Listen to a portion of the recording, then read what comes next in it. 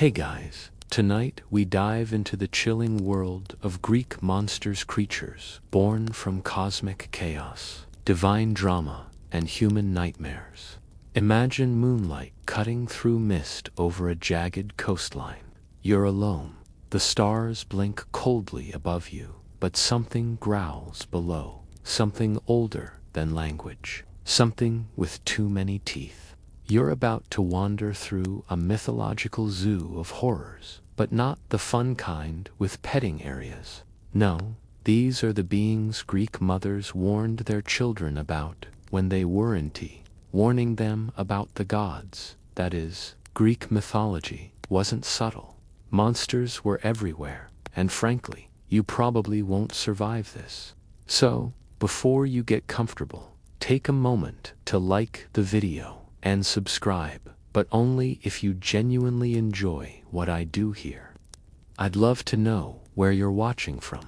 To drop your location and local time in the comments. Are you on a midnight train, in bed with your cat, or maybe hiking up Olympus itself?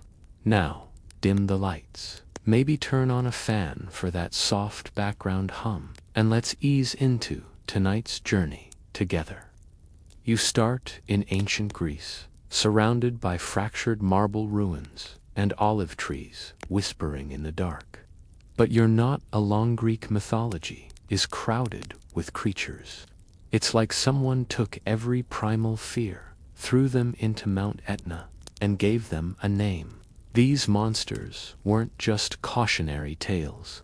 They explained natural disasters, untamed wilderness, diseases, and even jealousy. If something horrible happened, odds were good a monster caused it, or maybe Hera. And monsters weren't always villains. They were cosmic leftovers, some older than the gods themselves. The Greeks didn't believe in evil for evil's sake. Their monsters had reasons, origins, even pain. Many were tragic, mutated, or manipulated by vengeful gods. Still, none of that will help when a Hydra lunges at your canoe. Greek mythology grew in layers. Some stories were whispered by Mycenaean sailors, others painted on black figure pottery, and later retold by poets like Homer and Hesiod. Over time, monsters evolved. Some merged. Others got rebooted by Roman fanfic writers. Historians still argue whether many of these creatures were purely symbolic or had earlier cultural ancestors, like Mesopotamian or Egyptian demons that crept across trade routes. But let's talk terror. The Greeks had a flair for vivid monstrosity. They didn't settle for a big snake.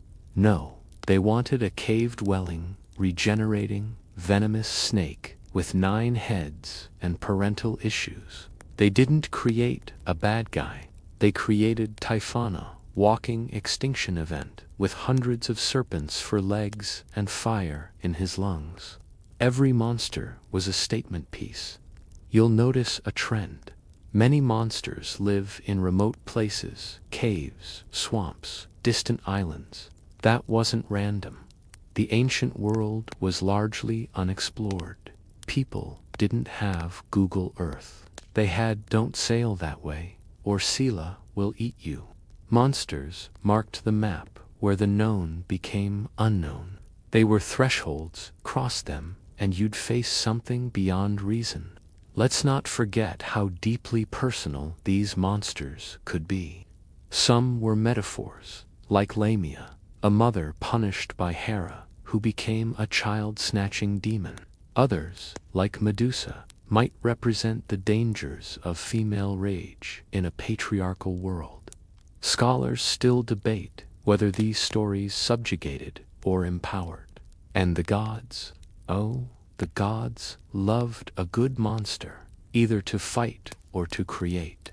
Zeus, Poseidon, and company weren't exactly model citizens. Their offspring often turned out complicated. Ever hear of Echidna? She's known as the mother of monsters, and honestly, her dating profile would terrify Hades himself.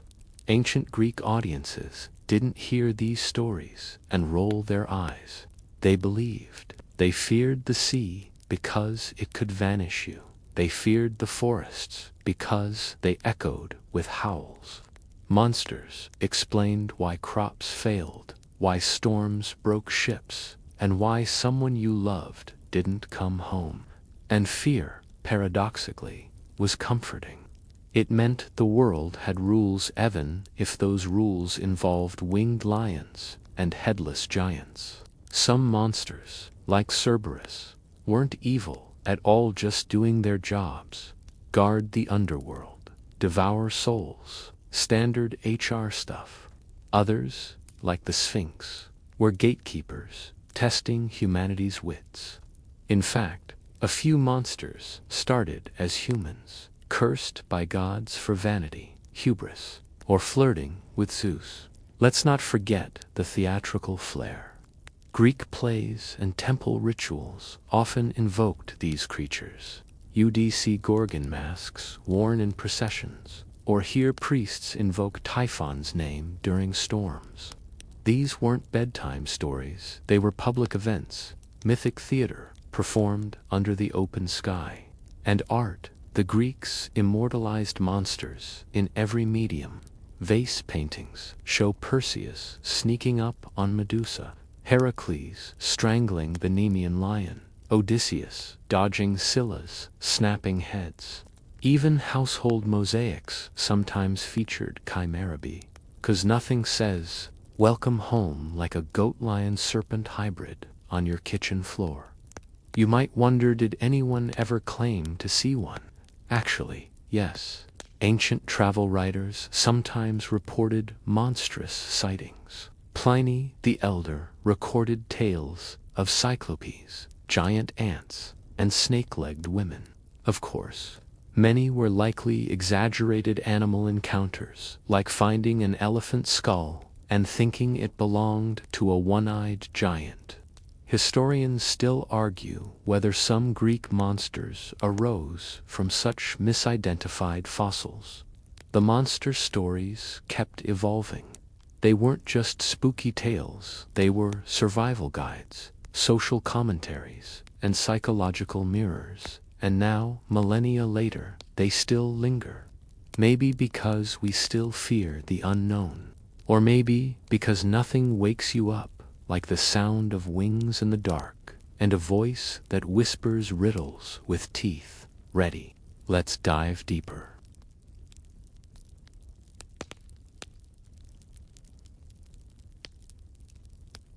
You're still trembling a little from that introduction, and you probably should be, because now, towering in the distance, storm clouds gathering around his shoulders like a cloak, stands the first and worst of them all, Typhon, the father of monsters.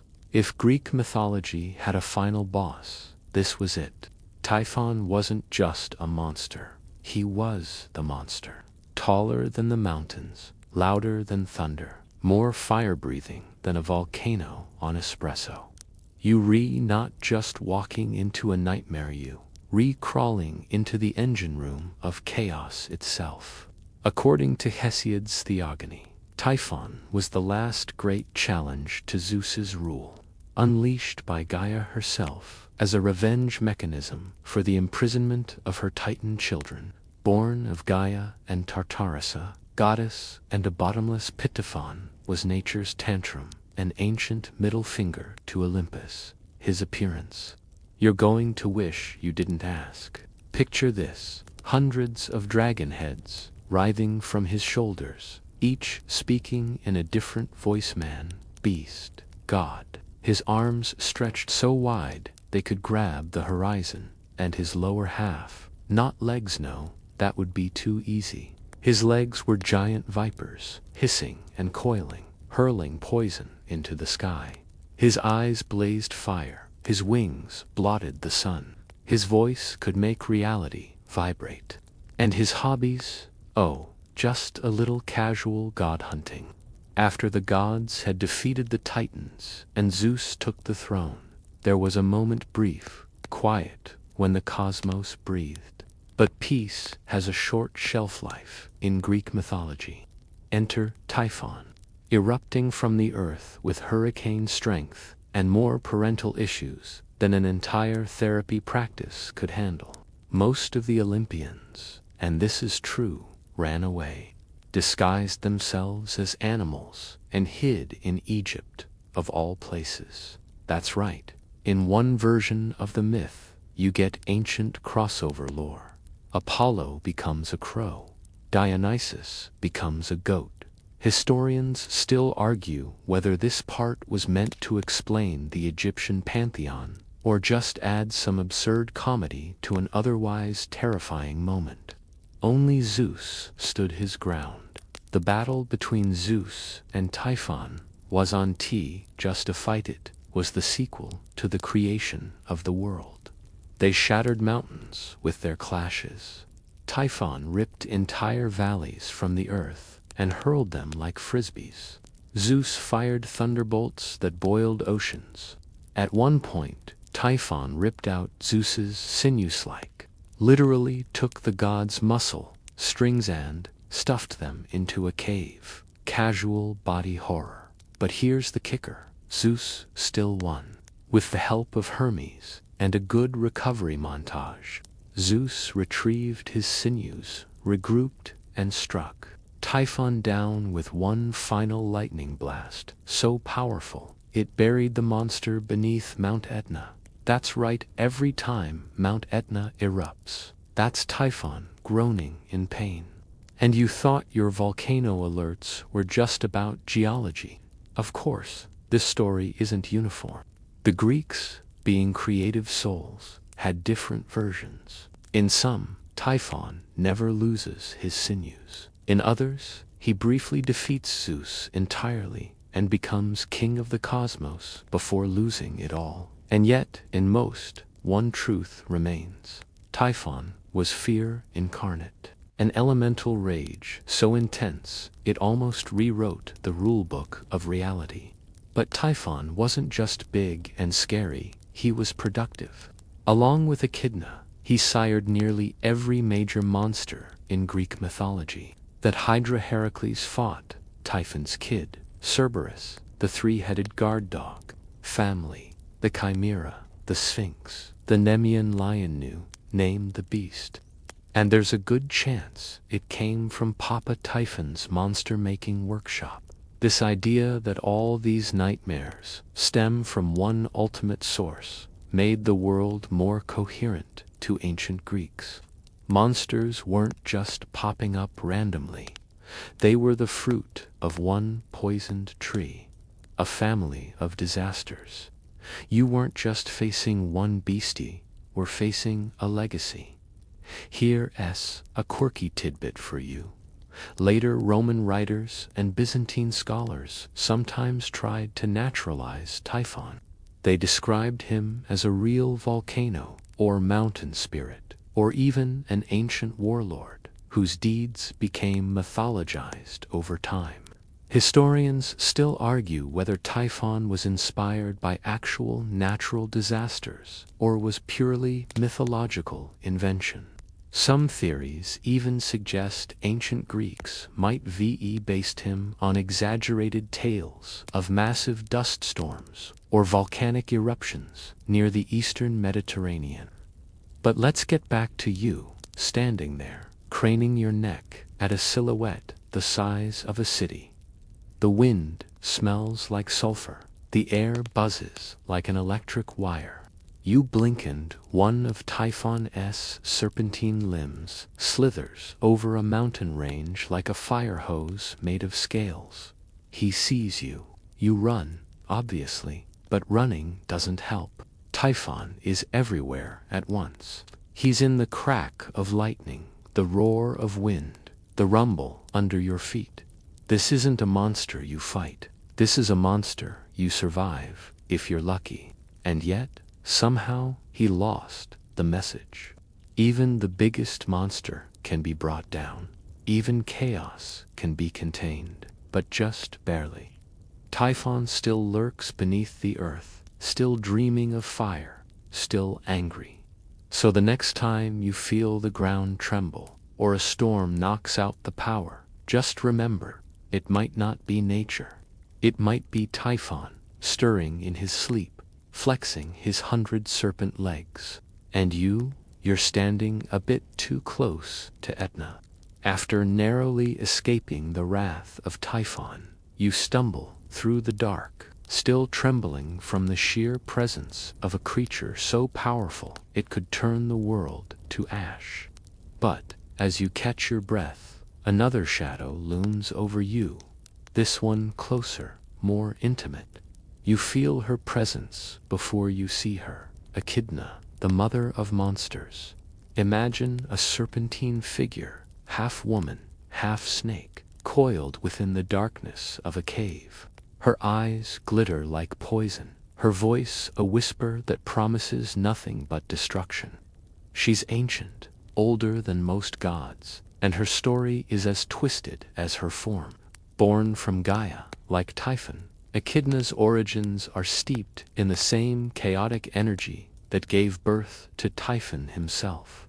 She est the perfect embodiment of nature's rage, and the frightening side of the earth's untamed power.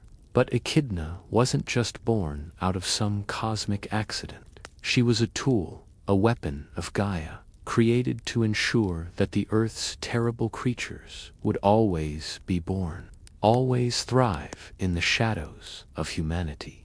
Echidna wasn't alone in her twisted mission. She had a mate, Typhon himself, and together they became the parent figures of an entire generation of nightmares. Her offspring include the terrifying Hydra, the three-headed Cerberus, the fire-breathing Chimera, and many more creatures that have haunted human imagination for millennia. Every time you hear of a monster that feels too fantastical to be real, there's a good chance Echidna's genes were involved. But let's get into the details. Echidna's appearance was enough to haunt anyone. She had the upper body of a beautiful woman, long hair that shimmered like the moonlight. But her lower half was a massive serpent, coiling in the shadows. Her breath, cold as death, could freeze anyone who got too close. And she wasn't alone in her cave. Her children surrounded hers, some terrifying, others more bizarre. Her lair was a hellish landscape, one that you'd be foolish to enter. Many heroes, most notably Heracles, tried and failed to confront her. Historians still debate whether Echidna was ever intended to represent a specific fear or idea. Was she perhaps a symbol of corrupted maternal instinct, a reflection of motherly devotion turned monstrous? Possibly. Yet the core themes of her myth seem even darker. Some experts interpret Echidna as the embodiment of a terrifying paradox, the beauty of motherhood distorted into horror, the divine act of giving life warped into a mechanism of destruction. Others suggest her dual form, part woman, part serpent, illustrates the eternal struggle between the civilized world and the untamed chaos of nature. No matter how she's interpreted, one truth remains. Echidna is remembered as the mother of nightmares. But Echidna wasn't just a lurking terror. She didn't wait in silence for heroes to come find her. She was active, driven, and dangerous in her own right. A true force of the ancient world, she shaped some of the most fearsome monsters in Greek mythology. Anyone foolish enough to wander too close to her domain quickly learned. She would stop at nothing to preserve her monstrous legacy. It's tempting to imagine that Greece's legendary heroes Heracles, Perseus, Achilles could take her down with ease. But in reality, many warriors tried and fell. Echidna possessed a survival instinct more deadly than any blade. Her ability to bring forth life, grotesque, unstoppable life, was without equal. And even when her monstrous children were slain, New terrors soon emerged from the shadows, just as horrifying as those before them. Take the Hydra as an example. A serpent-like creature with many heads, it grew back to 4, every one cut off. One head might fall, only for 2 more to writhe up from the wound. Each new head was more horrific, more relentless.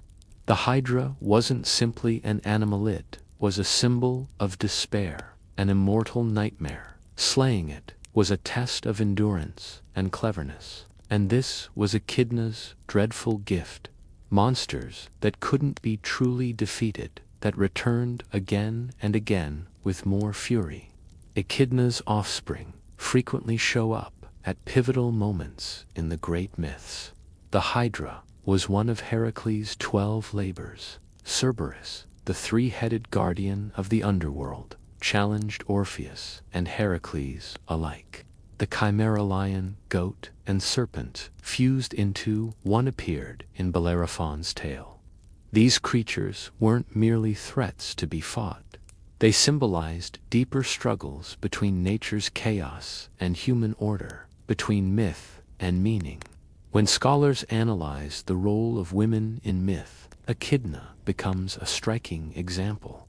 She is both creator and destroyer of monsters, nurturer of nightmares. Yet she is also portrayed as a temptress and a manipulator, one who lures the brave into deadly traps. Her story reveals the ancient Greeks' conflicted views of femininity. They revered the life-giving power of women, but also feared the untamable force that power represented. In some versions, the gods punished Echidna by exiling her to the underworld for birthing abominations. Yet, even then, she's no innocent bystander. Echidna was never merely a vessel for horror. She was its architect. She encouraged the darkness her children unleashed upon the world. Imagine standing before her cave, the air thick with dread, her icy breath brushing your skin. You'd be wise to turn back. Fighting her nightmare brood would be futile. Echidna's story is carved deep into myth, and her shadow lingers long after her tale is told. She didn't just birth monsters, she ensured they'd never be forgotten.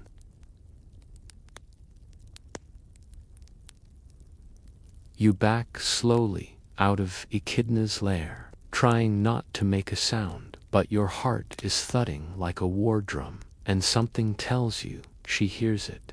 You're shaking off the last wisps of her cold, sulfur-scented breath when the air around you stills completely. Everything becomes unnaturally quiet. That's when you see the statues. Dozens of them, maybe hundreds, scattered across the rocky terrain like forgotten toys. Men, women, animals, even a bird, frozen mid-flapple, captured in perfect, terrifying detail. Some have faces twisted in horror, some reaching out in vain, eyes wide in that final, hopeless instant. You know instantly you're in Gorgon territory. Specifically, you've just wandered into the hunting grounds of Medusa, the most infamous of the 3 Gorgon sisters and the only mortal one. Now, forget everything you've seen in movies.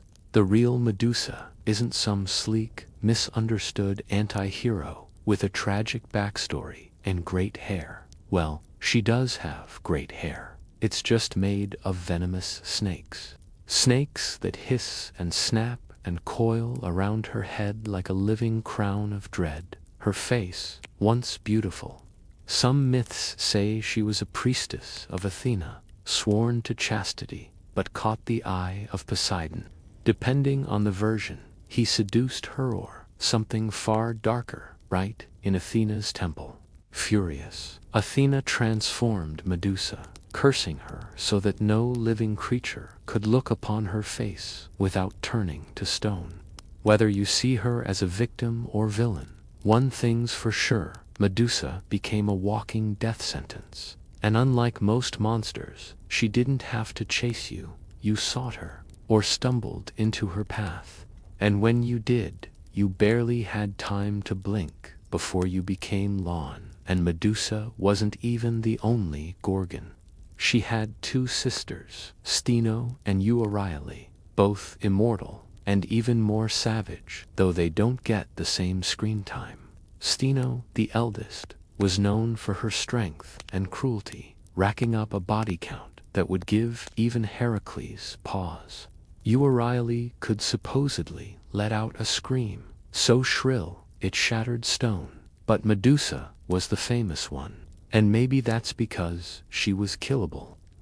Let's rewind to that moment everyone remembers.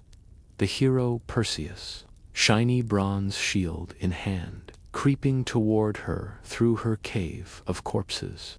No eye contact, just mirror gazing, like he's fixing his hair before it's a beheading. With one quick swing, he cuts off her head, and here's the wild part. She gives birth. That's right. From her neck stump come two beings, Pegasus, the flying horse, and Chrysaor, a golden warrior or boar, depending on the version. Historians still argue whether this was symbolic of Medusa's hidden creative power, or just ancient mythmakers taking creative liberties with their monster baby logic. Perseus then carries her head around like a deadly trophy. It's still dangerous, even severed. Her eyes can petrify anything. He uses it to turn enemies to stone, which feels like the mythological version of carrying around a loaded bazooka with no safety. Eventually, the head ends up in Athena's shield, the Aegis, giving her permanent no-thank-you energy.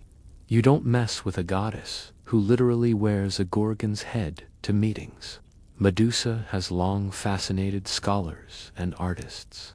In ancient times, her image was actually protective, carved on doorways, shields, and even tombs to ward off evil. That's right, the monster who turns you to stone was used to scare away other monsters. Talk about being the monster's monster.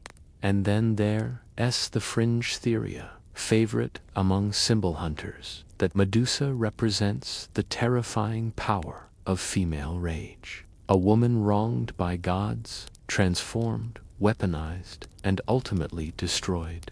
Some modern interpretations even call her a feminist icon. Others call her a tragic casualty of divine drama.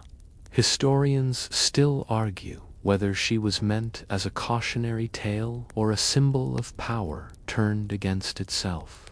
But to you, right now, all that theory melts away, because you're still surrounded by statues. And somewhere, maybe in the shadows, behind that crumbling columns, something is moving. The soft hiss of snakes brushing stone, the faint echo of a breath that isn't yours.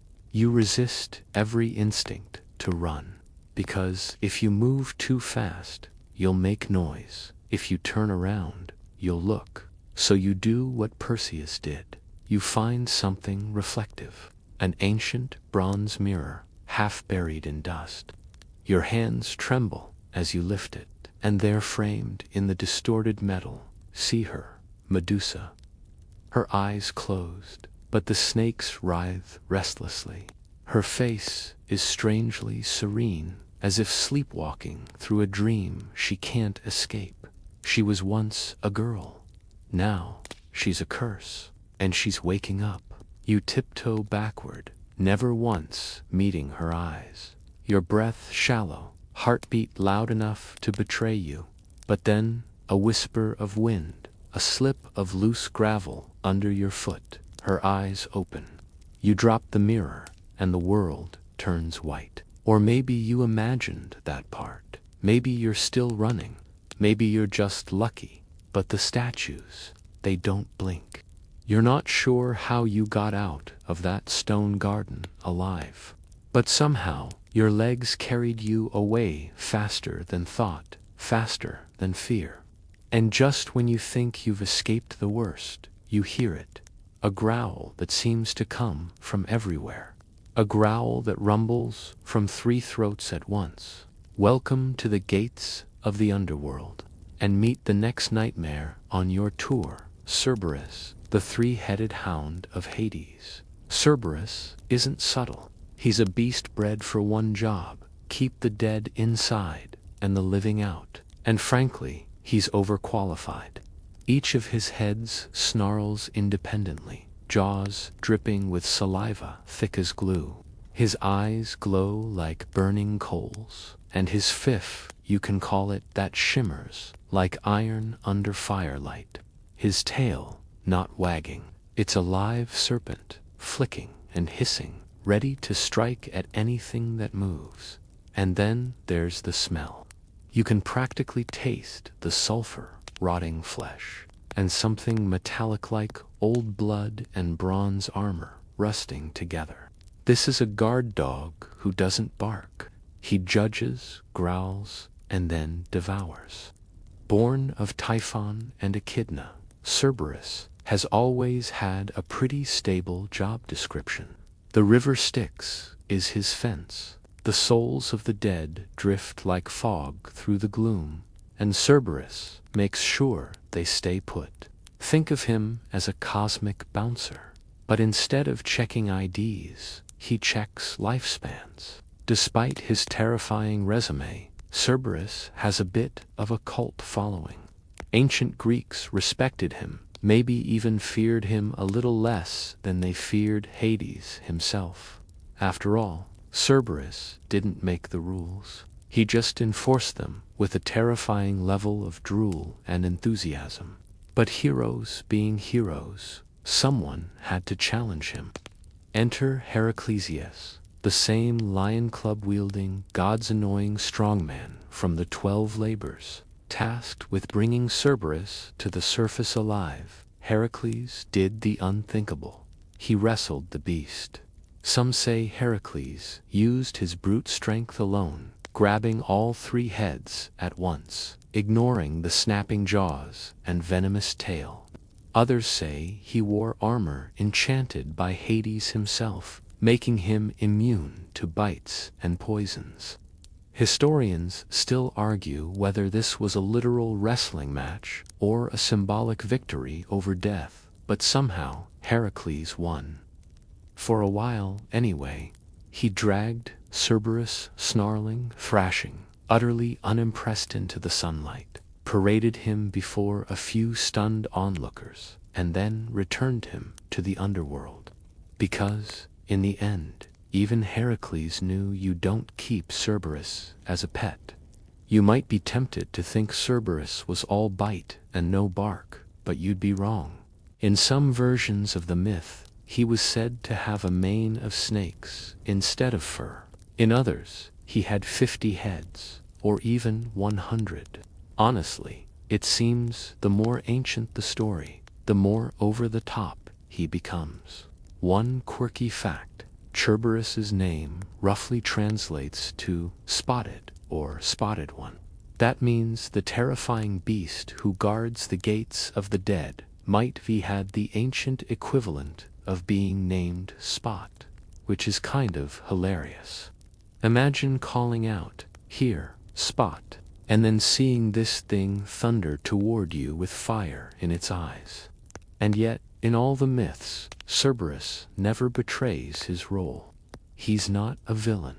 He doesn't chase after power, steal treasure, or torment the innocent. He's simply there, standing sentinel between life and death, unyielding, unquestioning, eternal.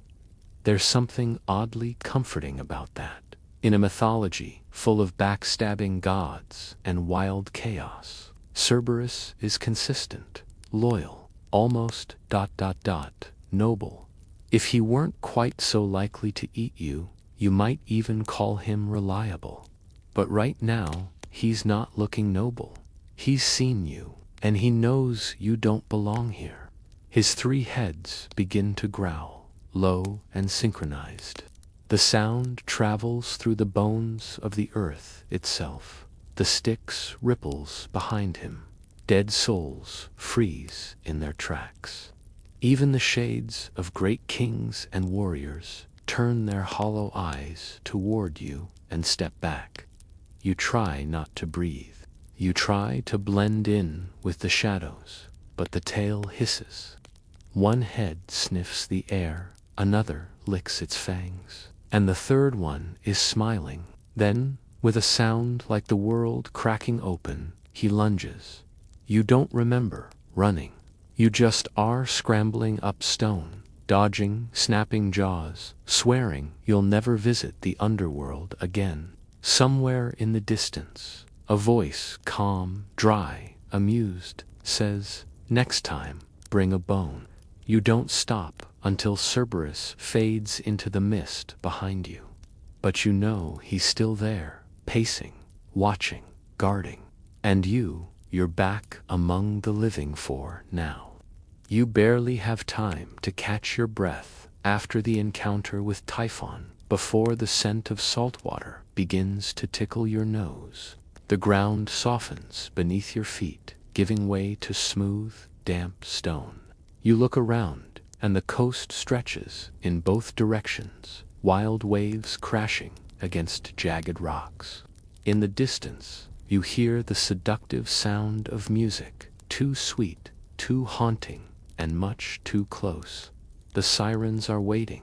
You know what they do.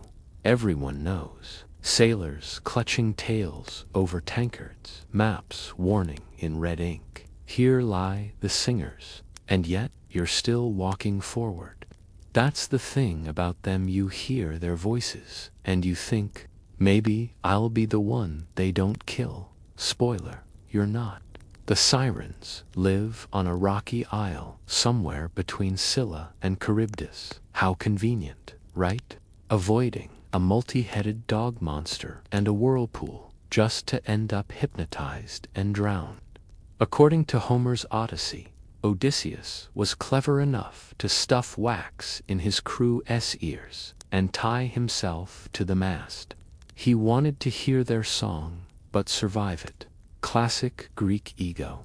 You, on the other hand, don't have a mast, or a crew, or wax. Just that voice coiling through your head like warm honey. Historians still argue whether the sirens originally appeared as bird women or fish women.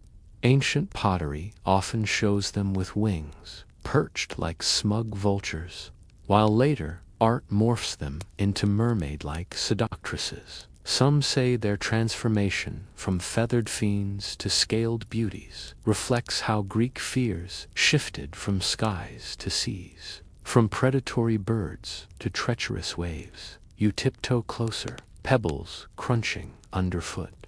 Their music is so clear now, they don't even look at you as they sing. That's the worst part. You're already forgotten. They're singing for the next soul already. A quirky tidbit. Oh, you re-gone, nah, love this. Early siren lore had them competing with the muses in a singing contest. Bold move. When they lost, the muses plucked out their feathers, fashioned crowns from them, and humiliated the sirens into throwing themselves into the sea.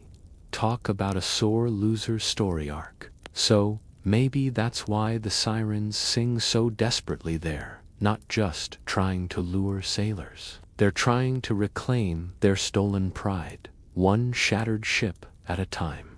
As you edge closer, the world around you fades. Time slows. The sea smells like lilacs and fresh bread. Now how? You glance down at your feet. Water. It's creeping up, gentle but insistent. You didn't even notice you were sinking. Then the melody changes. It sounds like your mother's voice, or maybe a friend long lost, someone you'd forgotten but loved deeply. You lean in, the rocks now slippery, the song nearly unbearable in its beauty. You want to drown in it.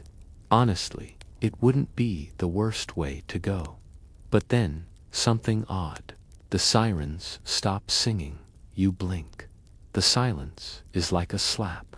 You stumble forward and realize you've been walking toward a ledge.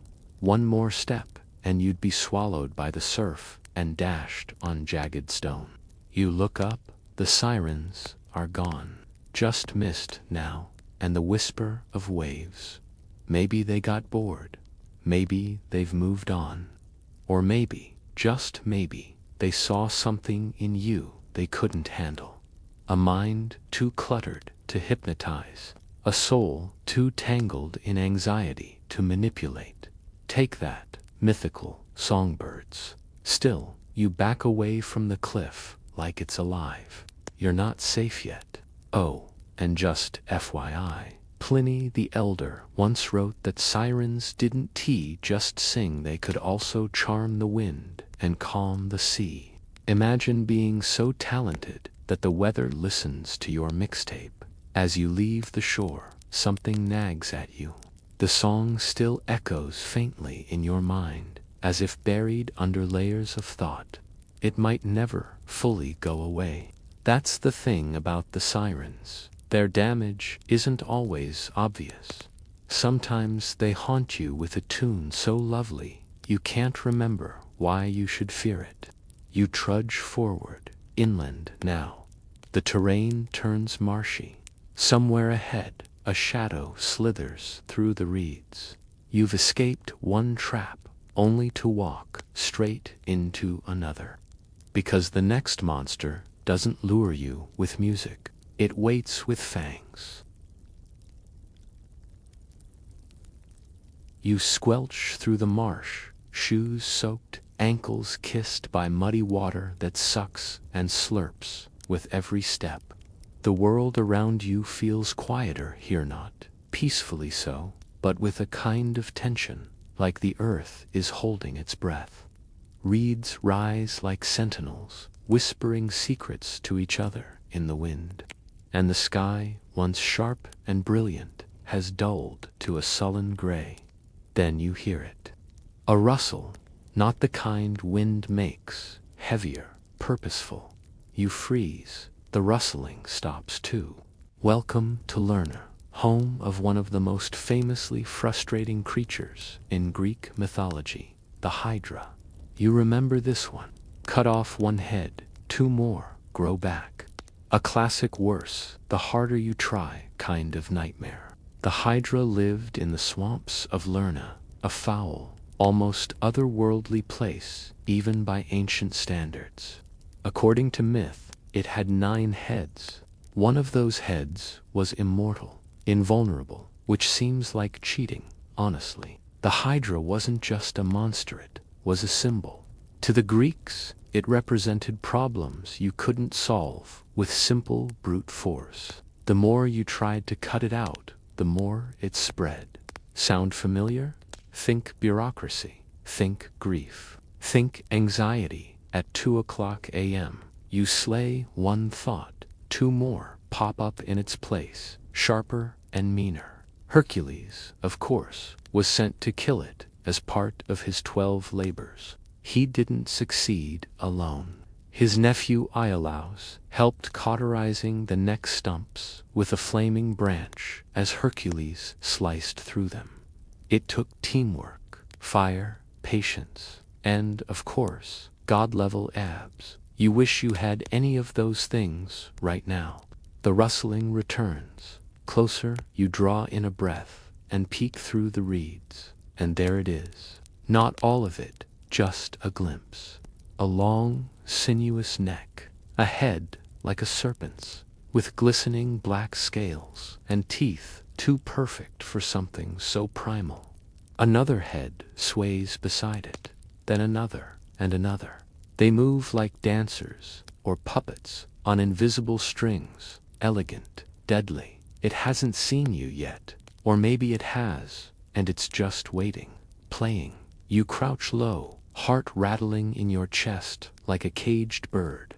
You remember what Hercules did, but you're not Hercules. You don't even have a sword. You've got what? Wet sneakers. A brain full of Greek trivia. Then again, maybe that's enough. Because if the Hydra represents a problem that gets worse when you attack it directly, then maybe the solution isn't attack. Maybe it's evasion, or cleverness, or refusal to play its game at all. You spot a low ridge to your right, partially hidden by willow trees. It might lead out of the swamp, but it's past the Hydra, past its nest. You'll have to risk it. You move, quiet, slow. The ground gurgles under you, and one of the Hydra's heads snaps up. It sniffs, hisses, its tongue flicks out, tasting the air. You freeze. Seconds pass. Eternities. It turns away. You move again. Each step deliberate. Each breath held. Then you see something. Bones. Lots of them. Rib cages cracked open like oyster shells. Skulls resting in piles. Some human, some not. One still has a rusted helmet, half melted to the jawbone. The Hydra doesn't just eat you, it digests your legend. But somehow this fills you with resolve. You aren't a warrior, you're a survivor. And that means knowing when to run. You creep past the feeding grounds, eyes never leaving the Hydra, its heads swaying in rhythm, a hypnotic, horrible metronome of death. Finally, you reach the ridge. You clamber up, hands muddy, legs shaking. When you look back, the Hydra has vanished into the mist. Maybe it never fully existed, but the fear was real, the lesson realer. You sit for a moment, catching your breath. You realize something as you wipe your face and glance at your mud-streaked hands. The monsters don't scare you as much now, not because they're less terrifying, but because you're still here, and that means something. You walk on. The landscape changes once again. The air smells dry now. Dust replaces water. A faint path appears, carved into cracked earth. Far in the distance, mountains loom like sleeping titans.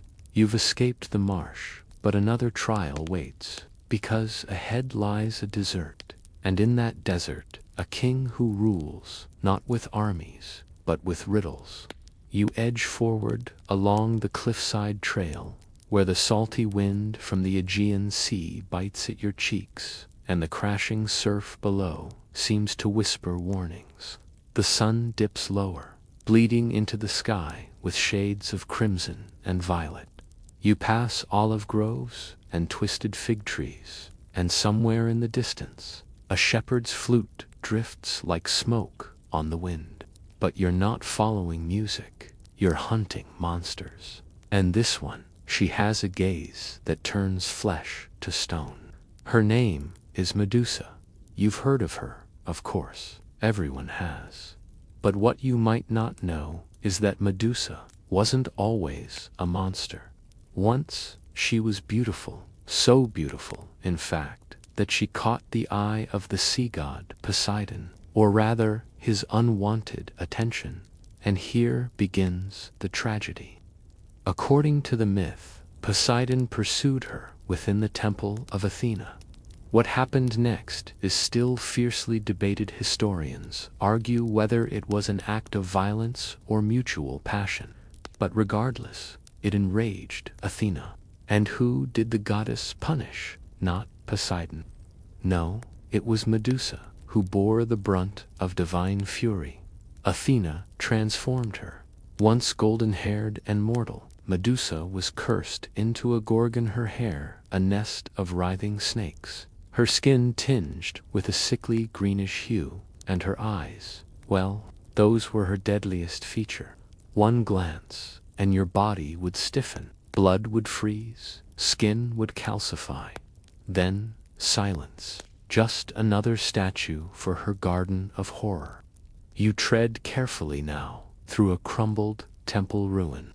You imagine what it might have felt like to be Perseus, that clever son of Zeus, who faced Medusa in her lair. He didn't charge in with bravado, he crept in backwards, using the reflection of his polished bronze shield to navigate without ever meeting her eyes. It was strategy, not strength, that won the day.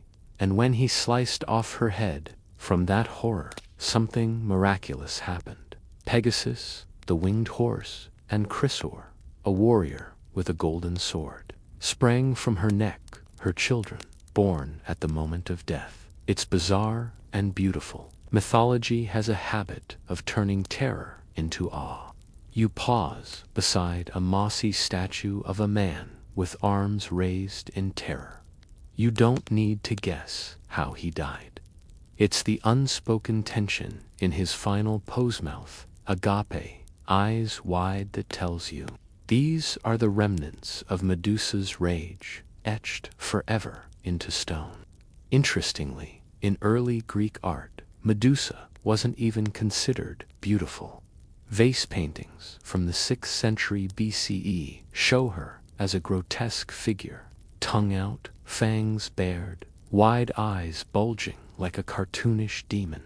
But later, artists, especially during the Hellenistic and Roman periods, reimagined her as tragically lovely.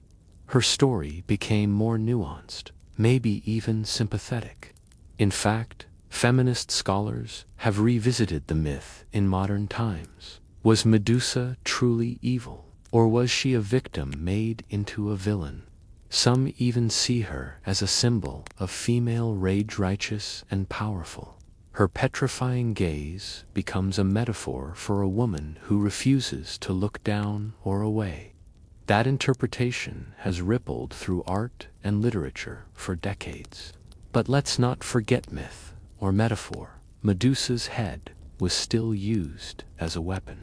Perseus carried it with him in a satchel, and it continued to turn his enemies to stone long after her death. Even Athena eventually affixed it to her shield, the aegis, for added divine intimidation. A quirky tidbit you might enjoy.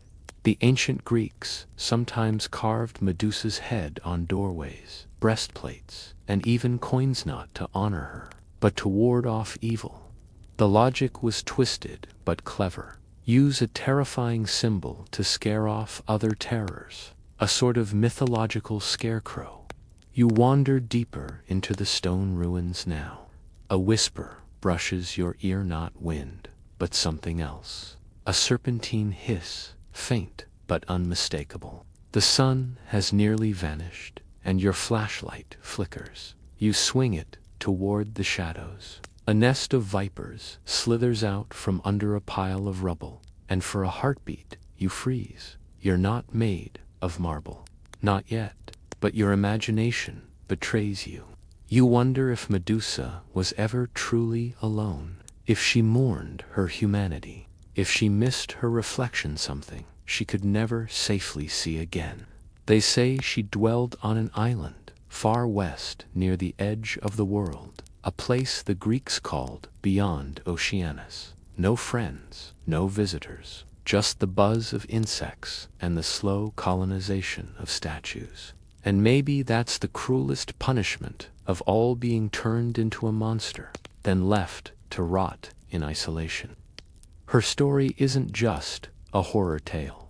It's a cautionary parable about divine wrath, victim blaming, and how society twists beauty into a weapon. As you step carefully over cracked tiles and serpent tracks, you feel it in your chest, that cold, coiled fear.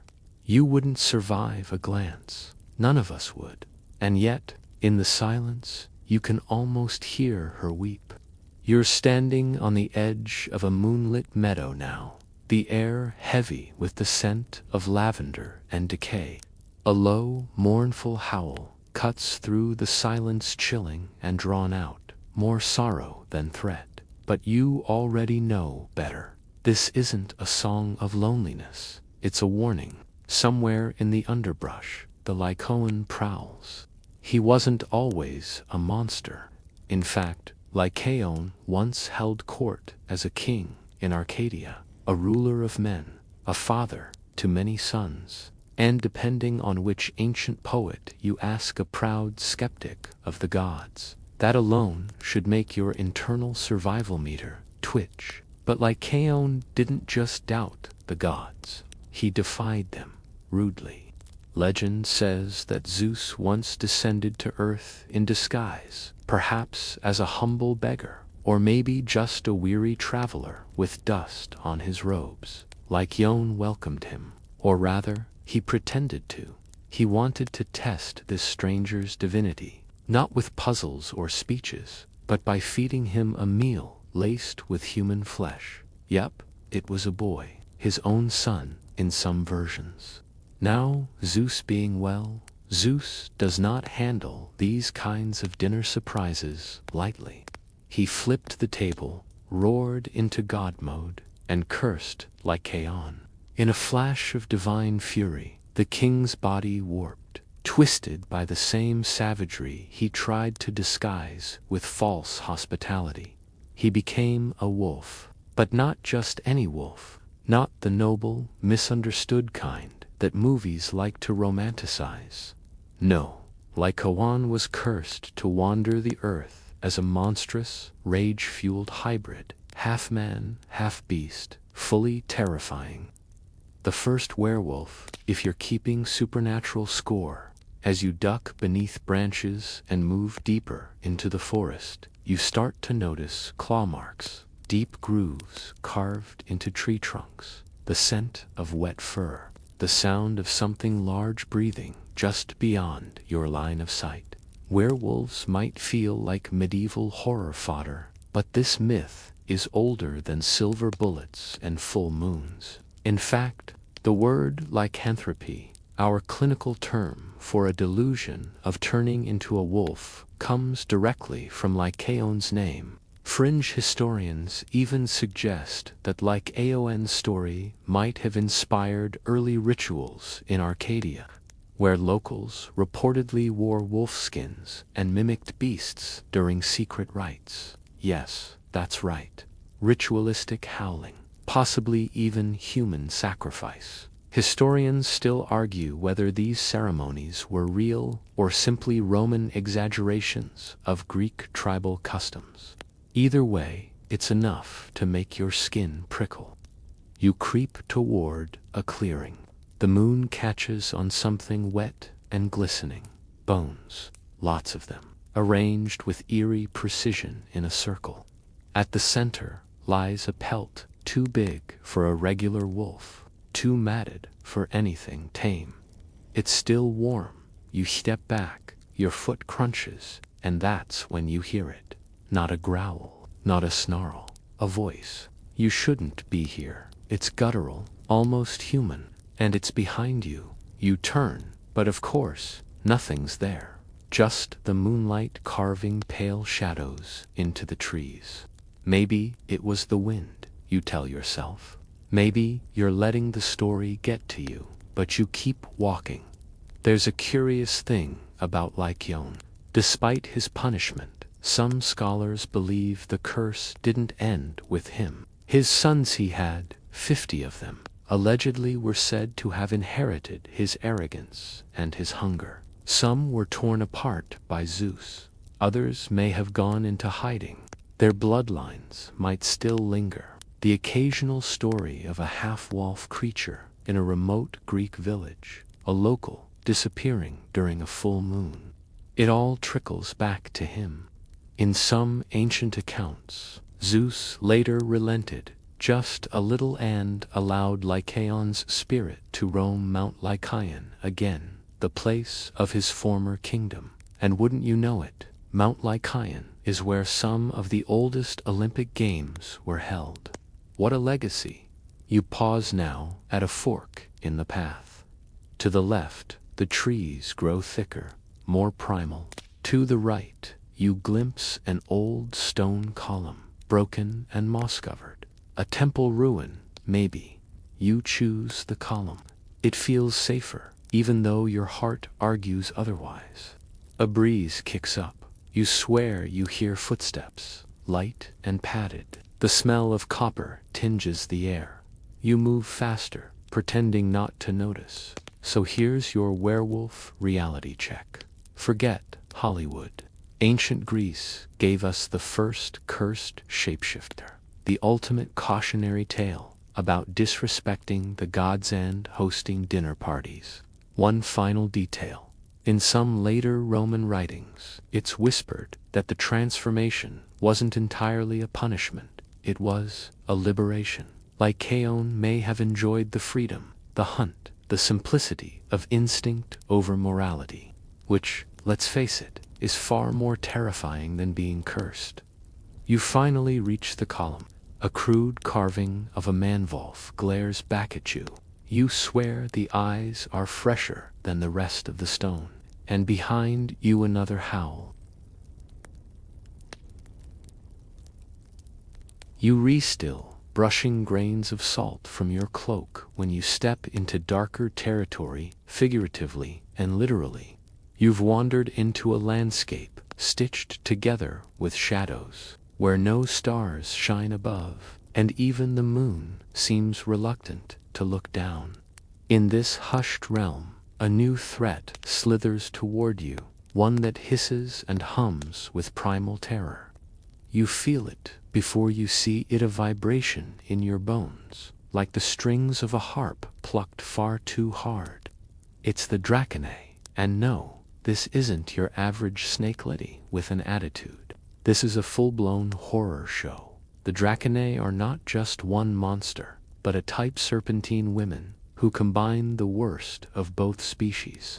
Upper body, woman; lower body, gigantic serpent. Picture if your favorite aunt from a Victorian portrait had fused with a 20-foot anaconda. And just for fun, imagine claws sharp enough to slice bronze and eyes that could make stone weep.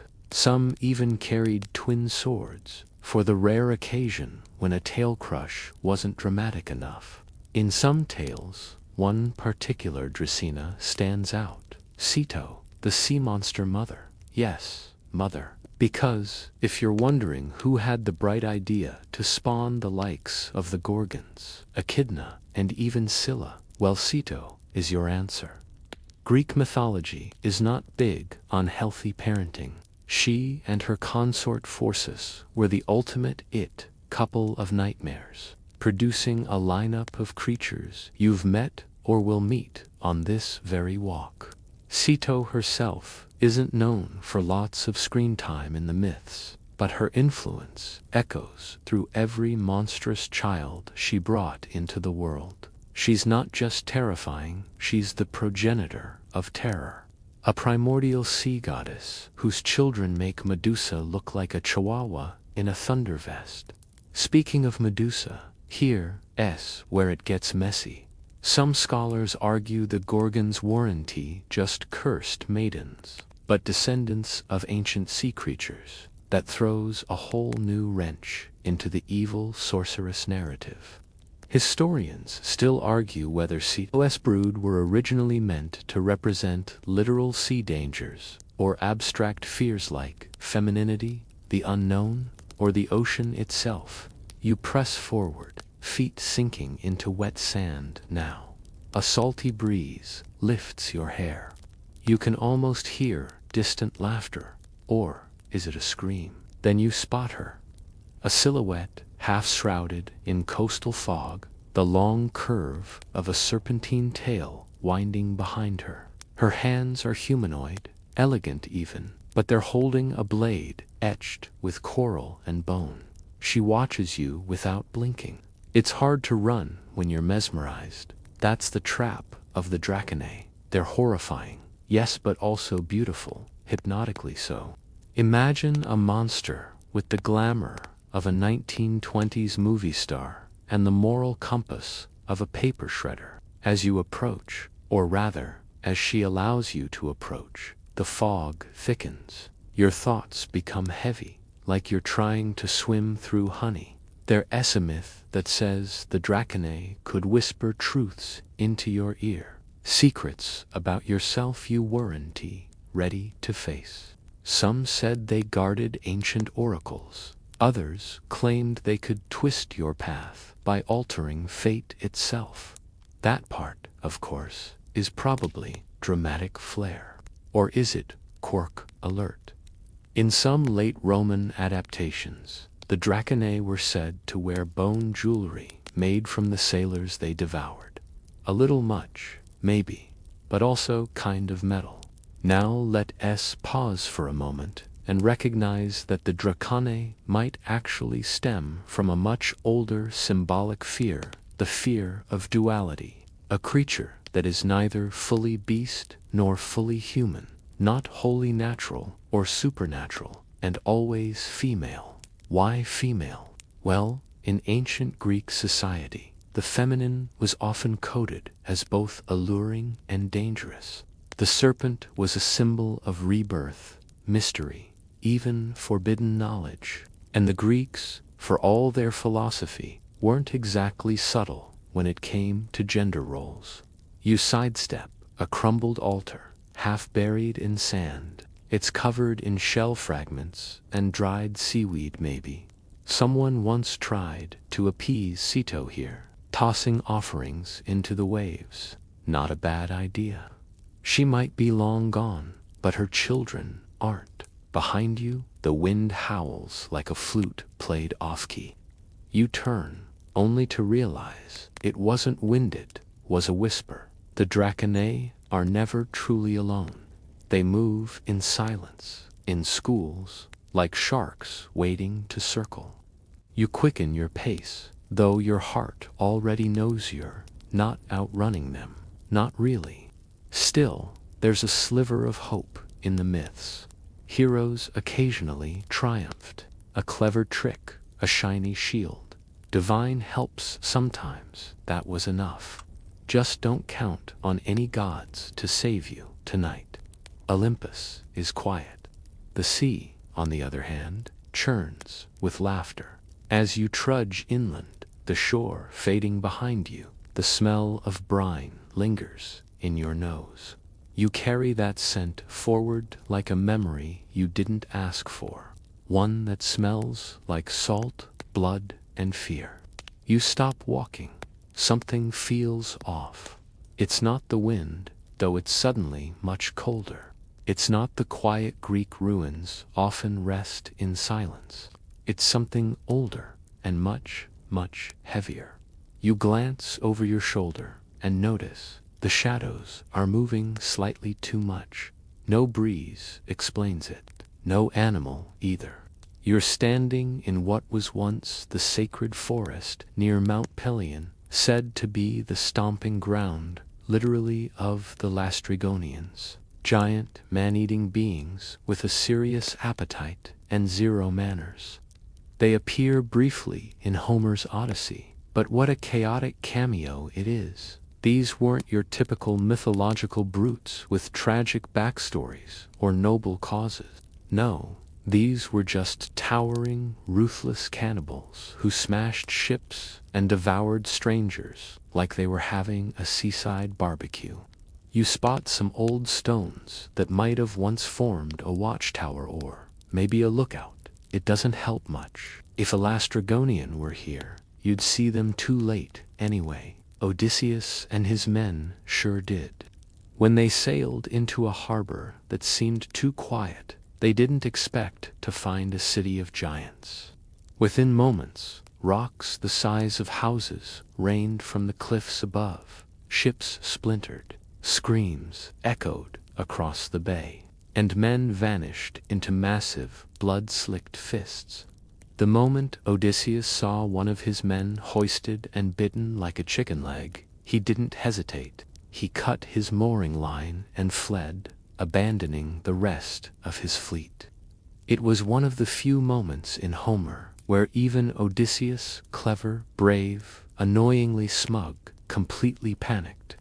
Historians still argue whether Homer's account of the Lastrygonians was allegory, folklore, or the leftover whisper of a real culture feared for its size and strength. One theory proposes that the myth may have stemmed from early travelers encountering unusually tall tribes in southern Italy or Sardinia.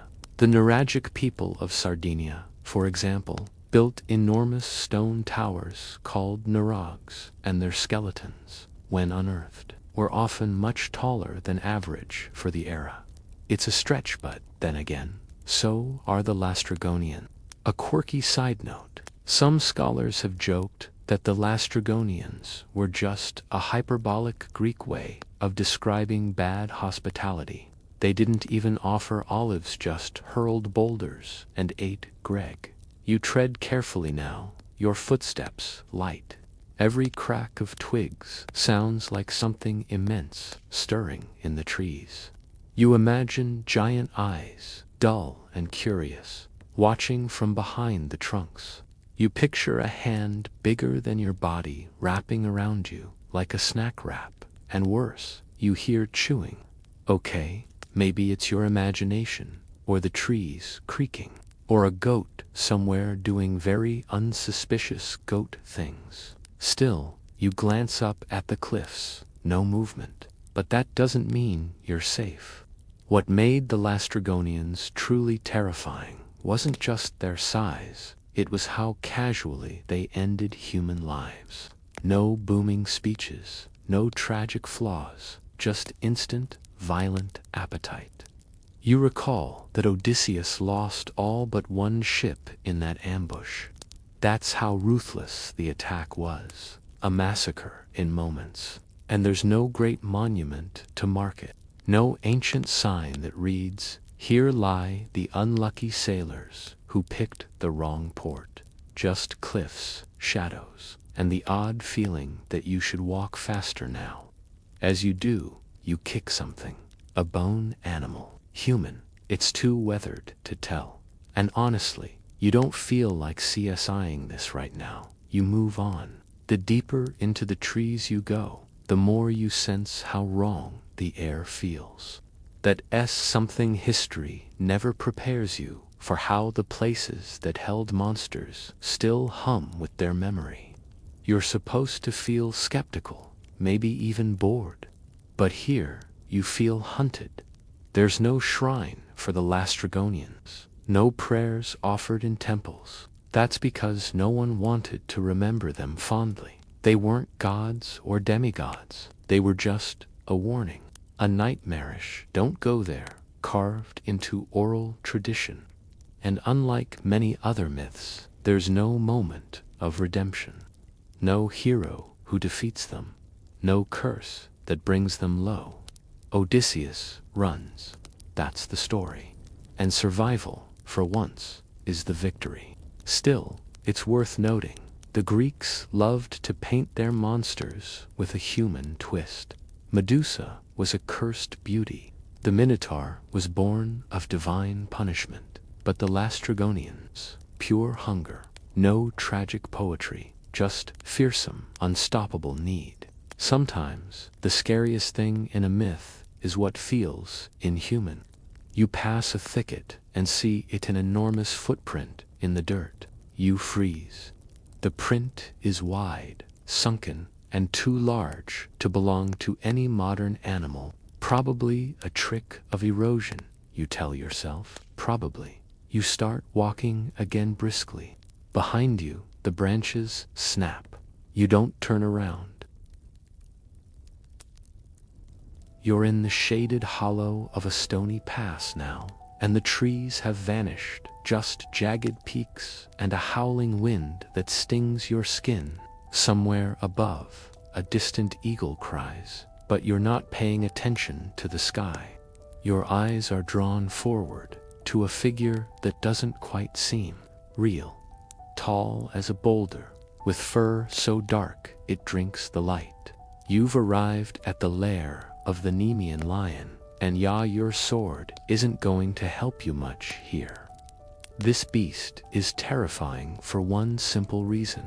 You can't kill it. Its golden fur is impenetrable, not resistant. Not just tough, completely impervious to bronze, iron, or even fire. You could swing until your arms fall off, and you just wear yourself out, while it lounges like a smug cat, flicking its tail. The myth says it stalked the hills of Nemea, devouring farmers, travelers, and even seasoned soldiers. No trap worked, no net held. Every man who went after it wound up as dinner. That is, until Heraclesius Him again was sent to dispatch it as his first labor. You'd think the gods would start him off easy. Nope. He was told, hey, go fight an unkillable monster. Good luck. You crawl forward on your hands and knees, ducking behind a rock as the lion shifts its weight. The ground shakes when it moves. Its eyes gleam like gold coins, but those eyes are cold. No affection, no hesitation. This is no house cat. It's a divine punishment given form, a symbol of unstoppable danger. You are prey here.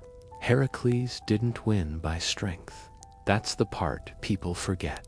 Sure, he was strong, but he was clever, too.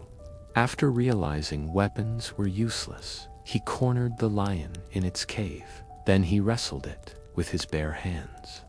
Which, frankly, sounds insane, because this lion was the size of a minivan, and it fought like one. TIFF minivans had claws longer than your forearm. Still, Heracles choked the life out of it, breaking its neck after a brutal struggle. Then came the second challenge. How do you skin an invincible creature? Legend says he had to use the lion's own claws to do the job, which is poetic, sure, but also kind of savage. Historians still argue whether the Nemean lion represents a long-lost species, maybe a memory of cave lions or saber-toothed cats that once stalked the Mediterranean. Some suggest it symbolizes humanity's early struggle with the natural world, how we simultaneously awed and terrified by animals stronger than us.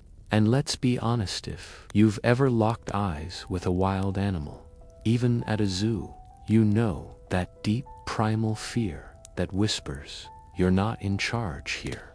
There's a quirky theory, though, that this lion may have been inspired by stories passed down from Egyptian traders. They carried tales of great beasts that prowled the desert. Some say lions big enough to take down entire caravans. Maybe a few of those stories filtered into Greek imagination and transformed into myth. Or perhaps it's even older than that. Some researchers believe the story of a hero defeating a lion with his bare hands echoes Mesopotamian legends, like that of Gilgamesh. Cultures across time seemed fascinated by this matchup, man versus beast, brain versus brawn. It's one of the oldest narrative setups we have. But you're not Gilgamesh. You're not Heracles. You're you.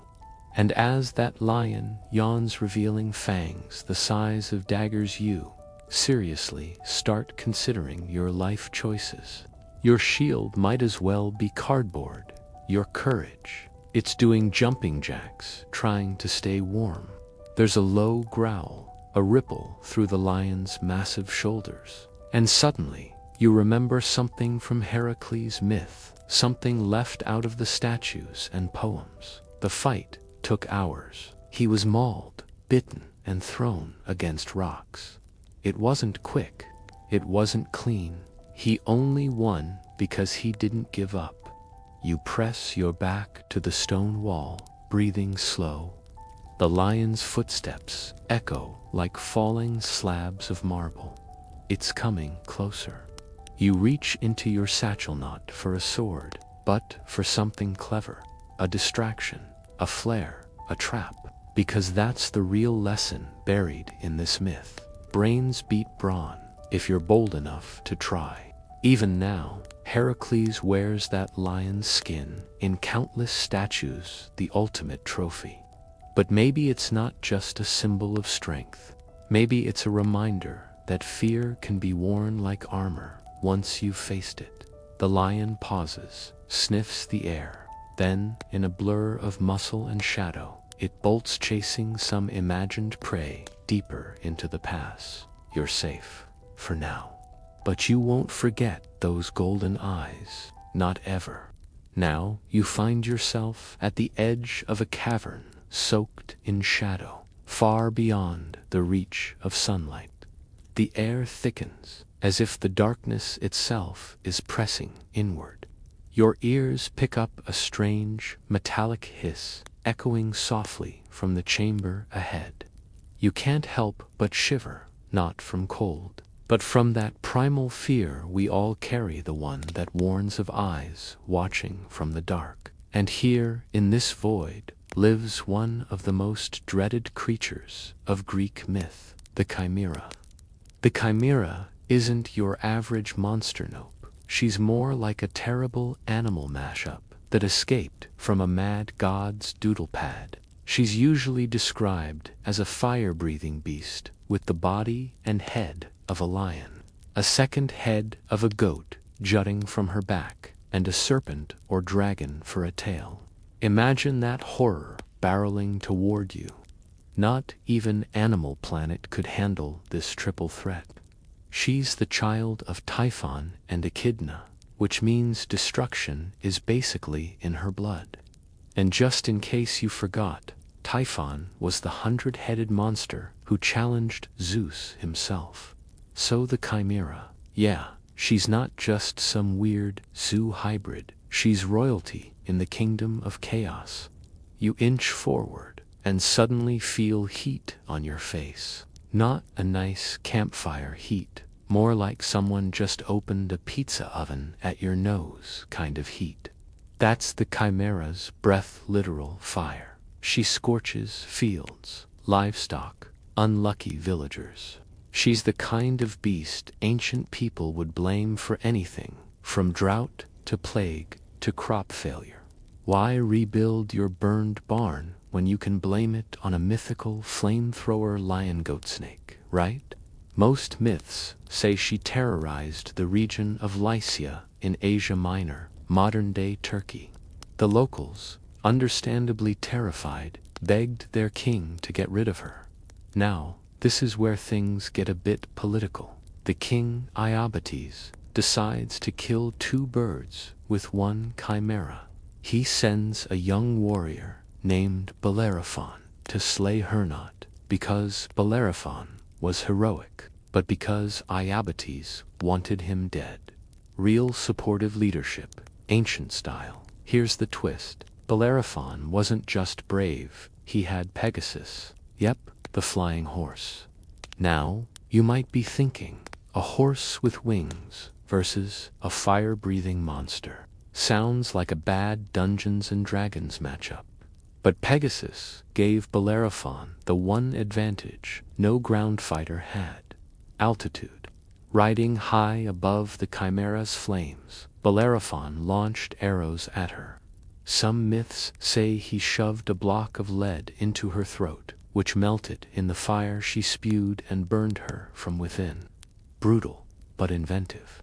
Others say he simply speared her from the sky until she collapsed.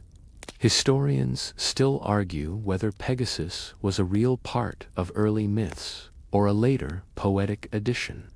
But one thing's clear, the Chimera went down in flames. But here's where it gets weird. The Chimera wasn't just a creature. Over time, her name evolved. Chimera now refers to anything composed of wildly different parts, whether in art, science, or dreams. Biologists even use the term to describe organisms that contain cells from more than one individual. So next time you hear about a human-animal chimera embryo in a lab, yep, thank the Greeks for the terminology. And then there's the philosophical chimera, the illusion, the dream that can never come true. The very idea that something could be many things at once, both wondrous and terrifying. It's a legacy that far outlives the monster herself. In artwork, the chimera became a favorite motif. You'll spot her in Greek pottery, Roman mosaics, and even Renaissance paintings. She's both feared and admired, a perfect metaphor for how humans grapple with chaos. We want to control it, name it, tame it. Sometimes we ride it into battle. Other times we torch it from the skies. There's even a quirky fringe theory that the chimera represents ancient volcanic activity in Lycia. The constant fires, the serpent-like lava trails. The terrifying destruction. Some say ancient people saw natural disasters and interpreted them as monsters. Who's to say they were wrong? You stand now before the imagined bones of the chimera, even though her body has long since burned away in the fires of myth. Her name echoes in science, literature, psychology, and dreams, because the chimera, more than most monsters, forces you to ask, what do you become when you are more than one thing? What if your beauty is braided with danger, your creation stitched from fire? The cavern cools behind you as you step away. You're not sure if you defeated the chimera or if she simply decided to let you go. But as you glance over your shoulder, you swear you see the shimmer of scales and the glow of embers one last time. You push open the ancient bronze gates of the underworld, and the air seems to inhale around you, cold and thick like water rushing into a vacuum. Ahead lies the vast, gloomy realm of Hades, but tonight you're not here to linger among shades and regrets. No, you're here for the most fearsome of all underworld residents, Cerberus, the three-headed hound of hell. Yes, the goodest boy you probably wouldn't dare pet. At first, the shadows are still. Then, you hear the unmistakable low rumble of a growl that seems to vibrate the very stone beneath your feet. A shape detaches from the darkness, massive, muscled, and triply terrifying. Cerberus. Each of his three heads carries its own personality. One snarls, one drools, and the third watches you with unnerving intelligence. His tail a serpent, because of course it is writhes with anticipation. You've officially entered his territory. Now, mythology fans might know Cerberus as Hades' loyal watchdog, stationed at the gates to prevent the dead from leaving and the living from intruding. According to Hesiod, he is the offspring of two monsters already familiar to us, Echidna and Typhon. Truly, a family that shouldn't be allowed anywhere near a dog park. You inch forward, maybe foolishly, taking in the sheer size of him. Scholars debate exactly how massive Cerberus was meant to be. Some accounts suggest he was lion-sized, others as big as a house.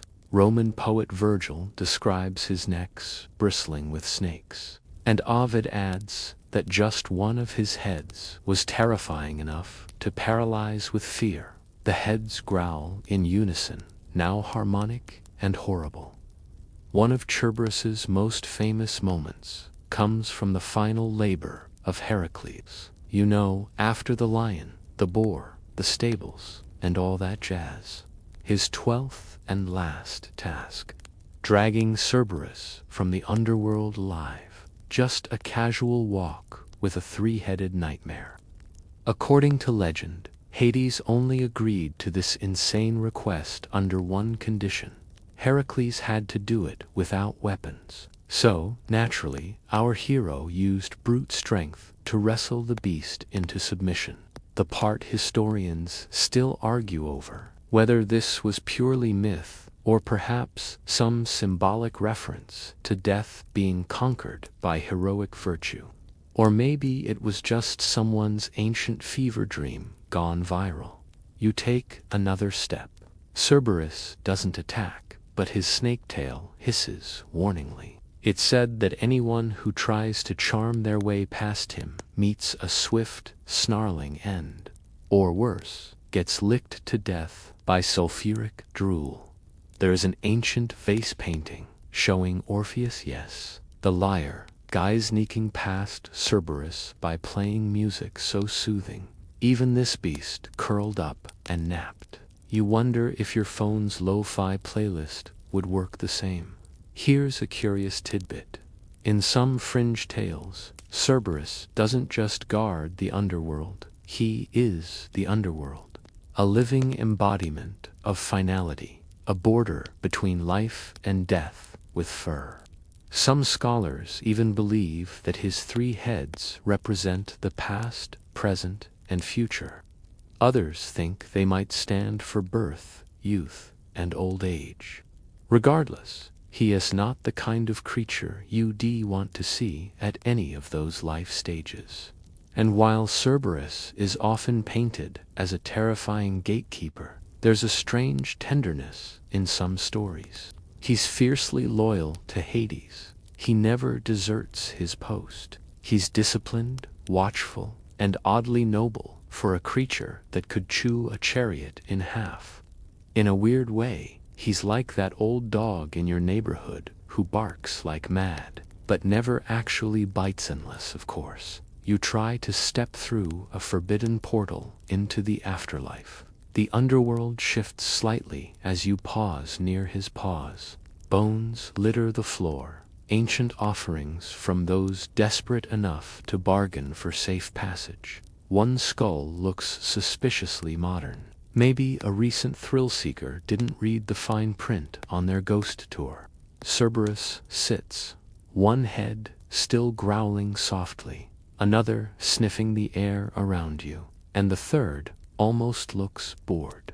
The mood is intense, sure, but part of you wants to scratch behind an ear. Bad idea. He'd probably interpret that as a declaration of war. As you start backing away slowly, very slowly, reflect on why Cerberus endures in myth and pop culture. He's not just a monster, he's a metaphor, a symbol of boundaries you're not meant to cross.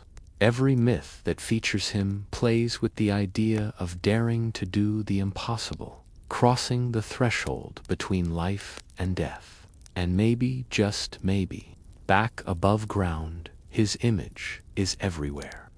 In Dante's Inferno, Cerberus torments gluttons by tearing them to shreds. In Harry Potter, he becomes fluffy charmed by music, of course. Even in modern video games, you'll often find a 3-headed beast lurking in the final dungeon. There's just something so primal about a creature that guards what no mortal should ever touch. One more glance over your shoulder, and you realize Cerberus never stopped watching you. Maybe he sees something in you. Maybe, just maybe, you'll be one of the few who makes it back.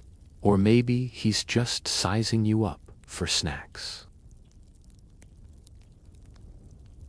Your steps crunch across a blackened volcanic ridge now, rising from fissures that hiss like angry snakes. That's fitting, because you're about to meet one of the most disturbing figures in all of Greek mythology. She's not monstrous in the way others have been, with talons or lion heads or 50 arms, but rather in what she represents: blind, raging vengeance.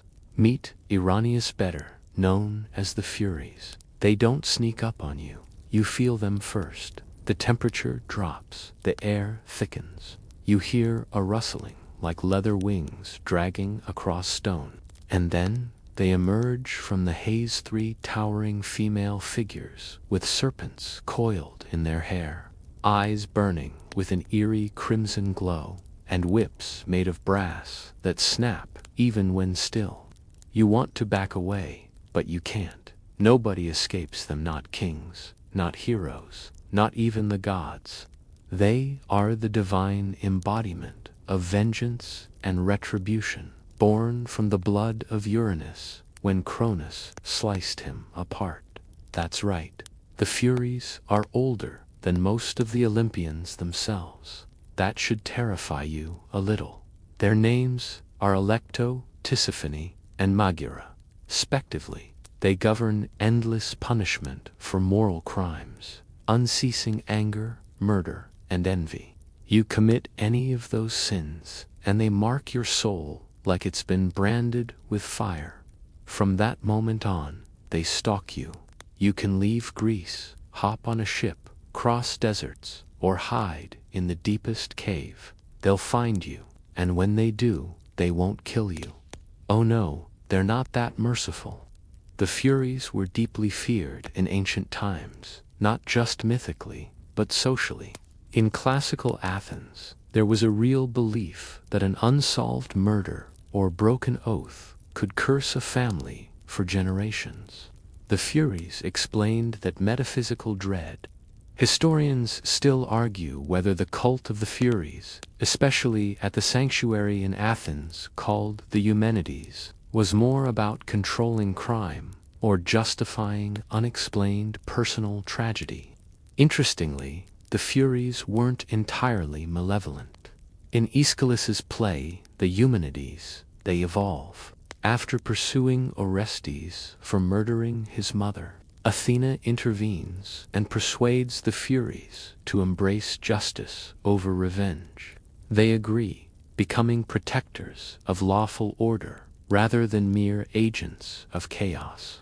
It's kind of like Batman joining the Justice League, still grim, still intense, but with a moral compass now.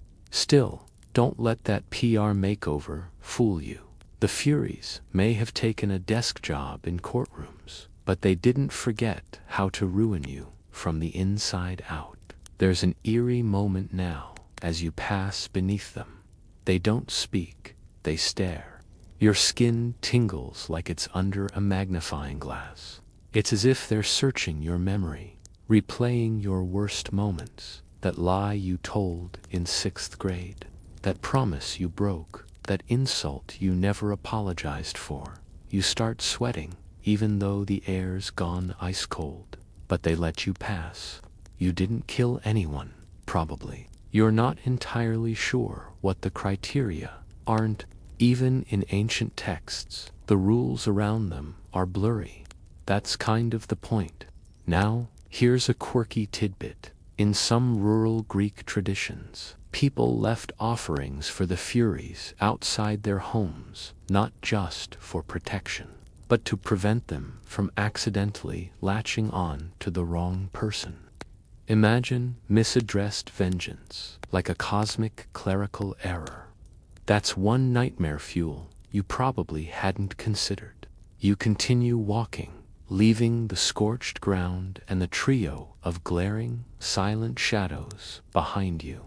The way their eyes followed you not moving, just watching, will probably stick in your dreams for a while. If you dream at all tonight. Anyway, shake it off. There's no time for guilt when you heading straight into the domain of a goddess who makes the Furies look like your weird aunties at Thanksgiving. Keep your pace steady, because your next destination has a head full of snakes and a glare that could stop your heart.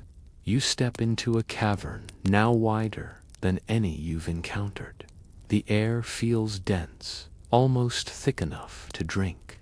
A metallic tang clings to your tongue, and your boots crunch over something brittle. Bone, lots of it. Not arranged or stacked, just scattered like dropped leaves in autumn. Only these used to be people. You've just entered the lair of one of the most iconic, most misunderstood monsters of all time, Medusa. Forget what Disney told you. Forget the memes. Medusa isn't just a snake-headed villain or a Halloween costume. She's older than the Roman Empire, deeper than any easy symbolism, and her story is soaked in pain, punishment, and power. Let's rewind. Medusa wasn't always a monster. In the earliest myths, Cecily, the version told by Ovid, she was a breathtakingly beautiful mortal, a priestess of Athena, chaste, devoted, serene. But Poseidon, god of the sea and a notorious brute, saw her in Athena's temple and assaulted her.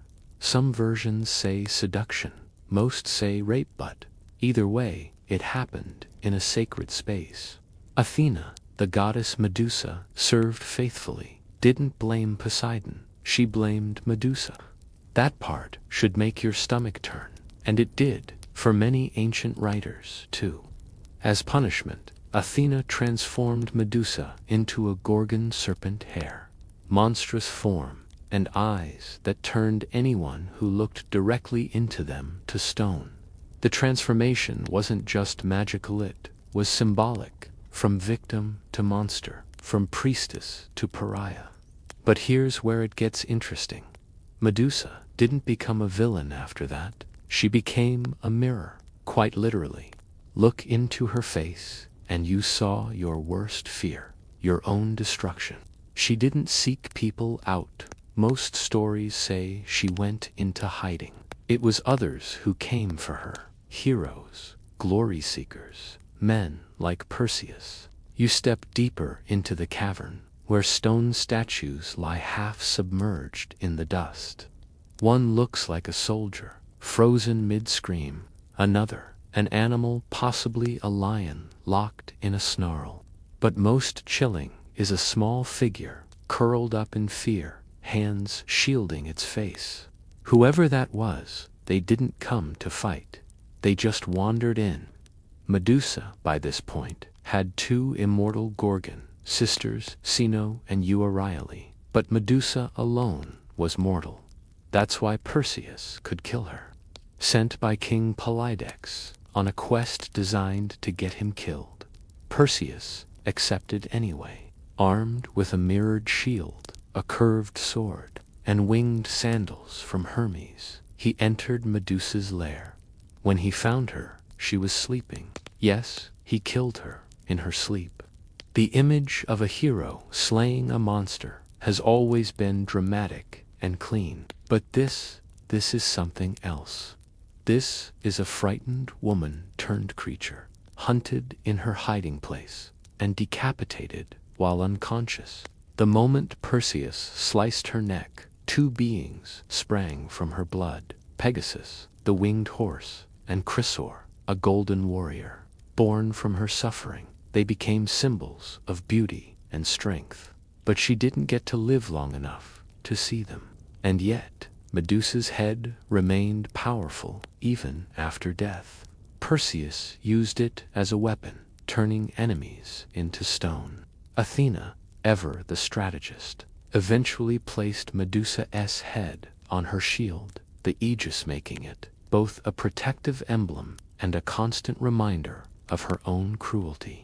Now pause here. Does it sound like Medusa was the monster? Over centuries, her story has been reinterpreted again and again. In classical Athens, she was still seen as a dangerous creature, but by the Hellenistic era, her face began appearing on buildings, armor, and jewelry, not as a warning, but as protection. Apotropaic magic, they called it, where her image and evil flees. In Renaissance and Enlightenment art, Medusa becomes a figure of terror, again especially for men. But in the 20th and 21st centuries, something shifted. Feminist writers and artists reclaimed her story. They looked at Medusa and saw a metaphor for violated women turned into threats, for the power of female rage, for the injustice of punishment dealt to the innocent. Today, in academic circles, Medusa is often discussed not as a monster, but as a cultural cipher, a Rorschach test. What you see in her says more about you than about her. Is she a killer, a curse, or a victim who refused to stay helpless? You crouch beside one of the statues now, brushing away dust from the stone face. It's twisted in terror, but you wonder if it was fear of Medusa or of the world that made her. A sound echoes subtle, a hiss behind the wall. You turn, slowly. There she is, not alive, not moving, just a statue herself. But even in death, she's arresting. Her face isn't hideous, it's mournful, her eyes closed, her mouth relaxed, almost peaceful. Stone snakes coil gently from her scalp like frozen vines. And her expression, resignation, not rage, not vengeance, just ... exhaustion.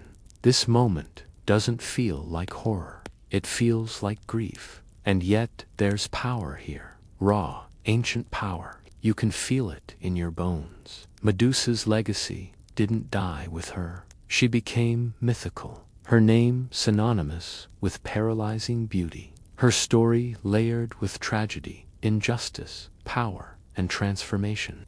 You wonder how many women in history felt like her, cornered, blamed, transformed into threats because of what was done to them, not because of what they did. And you wonder how many people wore her face on their shields, never realizing whose pain they were parading.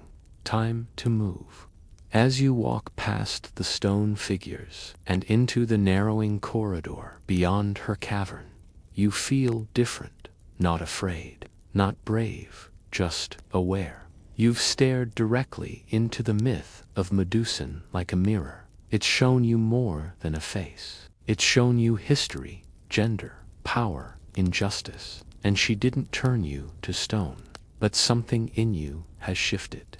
And you get the feeling that was always her real power. You're halfway up the mountain when the clouds darken. The wind changes direction. And somewhere ahead, you hear the rumble of something impossibly large exhaling. Welcome to the domain of the chimera because, sure, a regular monster wasn't enough. Why not stitch together three? You inch forward along a jagged ridge of stone, where the mountain itself feels like it's cringing beneath your steps. The terrain shifts from dusty olive groves to scorched rock, blackened as if struck repeatedly by lightning or dragonfire. You peer over the edge, and far below, in a gnarled canyon that seems clawed into the earth itself, something stirs. A lion's growl, a goat's bleat, and was that a hiss? This isn't your garden variety monster. The chimera is the ancient Greek equivalent of a glitch in the universe, like someone got their mythological wires crossed. Imagine this: the body and head of a lion, a goat's head sprouting from its back, and a serpent for a tail, because, why not? According to most tellings, this abomination was the child of Typhon and Echidna. Yep, the same parenting duo who brought you the Hydra and Cerberus. Makes you wonder what their holiday dinners were like. Pass the roasted satyr, honey, and tell the kids to stop devouring the villagers. You duck behind a boulder as a gust of heat rushes up the slope. The chimera, you realize, doesn't just look stitched together, it's volatile. Each head has its own instincts. The lion's hungry, the goat is aggressive, the serpent poisonous, all of them angry at once. Worse, legend says it breathes fire from its lion mouth. Literal, unforgiving, ancient Greek-style flamethrower breath. Now, here's where things get historical. The myth of the chimera was most famously preserved by Homer in the Iliad, where he describes it as a thing of immortal make, not human. Lion fronted and snake behind, a goat in the middle, and snorting out the breath of the terrible flame of bright fire. Poetic, but also absolutely terrifying. Some scholars believe the myth may have been inspired by volcanic activity in Lycia, modern-day Turkey. In fact, there is a spot near Mount Olympos where fires still burst out of the earth from natural gas vents. The locals call it Yanartak, or flaming rock, and many argue it's the real-world inspiration for the chimera's legend. You sidestep a singed sheep skull, and your nostrils fill with the acrid smell of sulfur. Whether it's a monster or methane, this place remembers something wild. The chimera was eventually slain by the hero Bellerophon, whose name, let's be honest, sounds like a discontinued medication. Bellerophon didn't fight fair, though. He had help from Pegasus, the winged horse, which he tamed with a golden bridle gifted by Athena. From the air, he fired arrows at the beast, staying just out of reach of its fiery breath. But here's the twist. Historians still argue whether Bellerophon actually slew the chimera, or whether his story is an allegory for something else, man taming nature, perhaps, or Greek dominance over older Anatolian traditions. There's also a fringe theory that the chimera isn't about one monster at all, but a metaphor for composite fears, disease, wild animals, war all stitched into a single nightmare. You scramble over a ledge and spot something on the far slope, blackened paw prints, each the size of your torso, burned into the rock. They shimmer slightly, like the heat never really left them. Something tells you Bellerophon didn't quite finish the job. Or maybe monsters like this don't really die, they just sleep. The chimera has become a cultural shorthand for anything unnatural, unpredictable, and terrifyingly powerful. In biology, chimera now refers to organisms with more than one set of DNA, like when someone absorbs their twin in utero. Creepy, yes, but thanks, mythology, for the terminology. Back on the mountainside, the wind still howls. You crouch low, unsure whether the growl you hear is the wind, a memory, or something living. The rocks beneath you are warm, a little too warm. It occurs to you that the chimera represents something fundamentally unstable, a monster of contradiction. Fire and flesh, goat and lion, predator and prey. It doesn't follow rules, and maybe that's why it endures. We love our monsters neat, with clear weaknesses. The chimera laughs at that and then burns your map. As night creeps over the canyon, you whisper to yourself that it's just a myth, just a story. But then you remember Homer's lines, how he didn't describe the chimera as a myth, but as something that once walked the earth. And suddenly the crack in the earth ahead doesn't look like a rock fault. It looks like a den. The hill smells like copper and old fire as you scramble up its slope. The air grows thinner, drier, as if even the wind itself fears what lies ahead. You've nearly reached the realm of Typhon, the storm giant, but there's one more beast who makes your knees wobble before the final climb, the chimera. You feel it before you see it, heat licking your cheeks, the ground rumbling softly like distant thunder. Then a roar, piercing and unearthly, slashes the silence in two. The chimera doesn't merely hunt, it announces itself like a royal executioner, dragging its blade toward the block. The creature lumbers into view, and well, it looks like three nightmares got stuck in a revolving door. Its body is part lion, rippling with muscle and golden fur. Sprouting from its back is a goat's head, twisted and howling, and from the lion's tail uncoils a venomous snake, hissing as though it has its own agenda. Oh, and did I mention the fire? Yeah, the lion's mouth doesn't just roar, it belches flames. The chimera's origins are as stitched together as its anatomy. Some say it was the child of Echidna and Typhon. Others whisper it was bred in some ancient laboratory of the gods as punishment or weapon. Historians still argue whether the chimera was intended to be a divine warning or simply an expression of raw, untamed terror. Either way, it's a walking riddle of Greek nightmares. You crouch behind a burnt-out olive tree. You can smell charred bark, scorched earth, and something worse, like melted metal and singed hair. That's chimera breath. Lovely.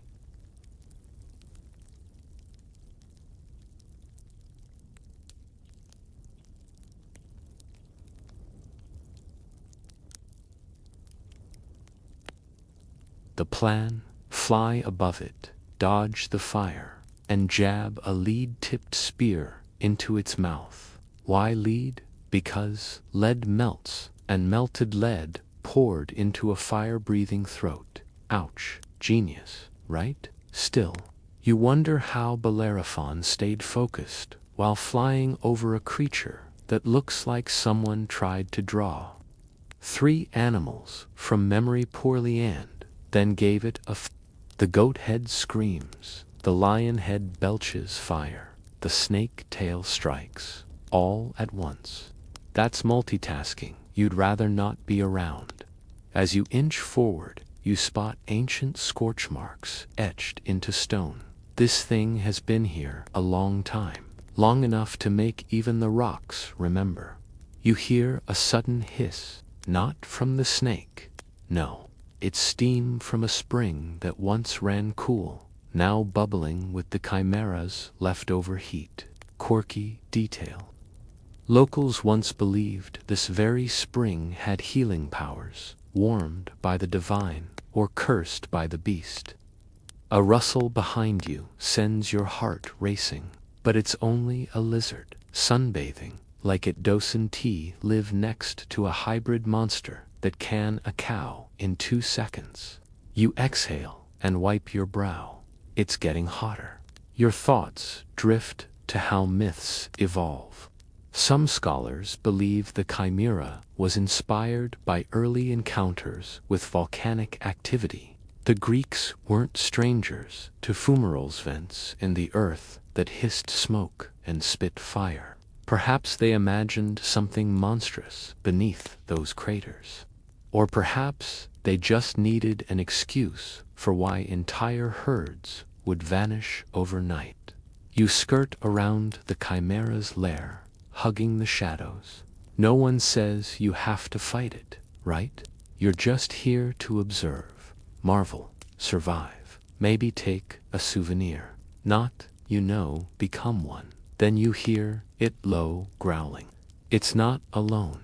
Oh yes, some versions say the chimera had siblings. Cerberus, the Hydra, the whole monster, femme, and they like to visit each other. Cute. A tremor rips through the soil as you flatten yourself to the ground. The chimera lumbers past, its head swiveling like paranoid surveillance cameras. The lion's eyes glow with ancient intelligence. The goat snarls in madness, and the snake, well, the snake just wants to bite something. Maybe you freeze, you don't breathe, you become stone. The chimera pauses, sniffs the air. You swear the goat head sees you, then snaps at the lion's ear. The lion roars back. Sibling rivalry, anyone. Somehow the chaos turns them away, and the beast shuffles off toward a distant ridge. You unclench every muscle and remind yourself that life is a gift, and you'd rather not have it barbecued today. Chimeras represent more than monstrous fear. They symbolize the unpredictability of life, the stitched-together anxiety that something always goes wrong in threes. A flat tire, a missed call, and then your car catches fire. That's chimera energy. You move silently through the scorched valley. The sky turns a weird peach color as ash swirls above you like ghost confetti. But you're not staying. You've seen enough. The final hill looms. You can feel Typhon calling, but you glance back once more. Because, let's be real, no matter how terrifying, something about the chimera's impossible existence is beautiful.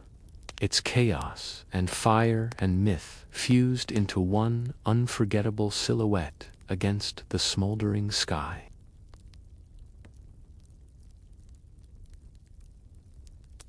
You arrive at the darkest corners of the Greek mythological map, now an almost forgotten region, where memory becomes mist and fear takes root in places language fails.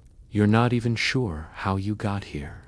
One minute, you were blinking at the gloom of the underworld, and the next, you're standing before the very personification of dread itself, Phobos and Deimos. Not monsters in the typical clawed and fanged fashion. These two are different, subtle, lurking not in caves or forests, but in your own mind, and that's precisely why they're so insidious. Phobos is the embodiment of fear, particularly that wild-eyed panic that comes right before a battle begins. Demas, his twin, represents terror, the gnawing dread of what might happen, what probably will happen once the fighting starts. They don't need to roar or slash. You carry them inside your chest. They're sons of Ares, the war god, and Aphrodite, goddess of love. I know, weird combo talk about a dramatic household. Imagine being raised in a home where one parent thrives on bloodshed and the other on desire. No wonder their kids turned out to be psychological landmines. In myth, Phobos and Deimos ride alongside Ares in his war chariot, flanking him like deadly shadows. As warriors saw them coming, their courage faltered and minds unraveled. No need for swords when your opponents collapse into shaking heaps before a single blow is struck. Historians still argue whether Phobos and Deimos were worshipped separately or merely as aspects of Ares himself. Some inscriptions call them deities, others just personified feelings. But what's certain is this: their presence was real enough to Greek soldiers. You picture yourself on a battlefield in bronze armor, feeling the press of fate and sweat on your skin, knowing that somewhere above, two shapeless forms drift in on smoky hooves, whispering every doubt you've ever tried to silence. And then there's the real kicker. Mars, the Roman version of Ares, gave his moons the names Phobos and Deimos. So yeah, next time you look up into the night sky and spot those little satellites spinning around Mars, you're technically watching fear and terror orbit war. Cosmic poetry, don't you think?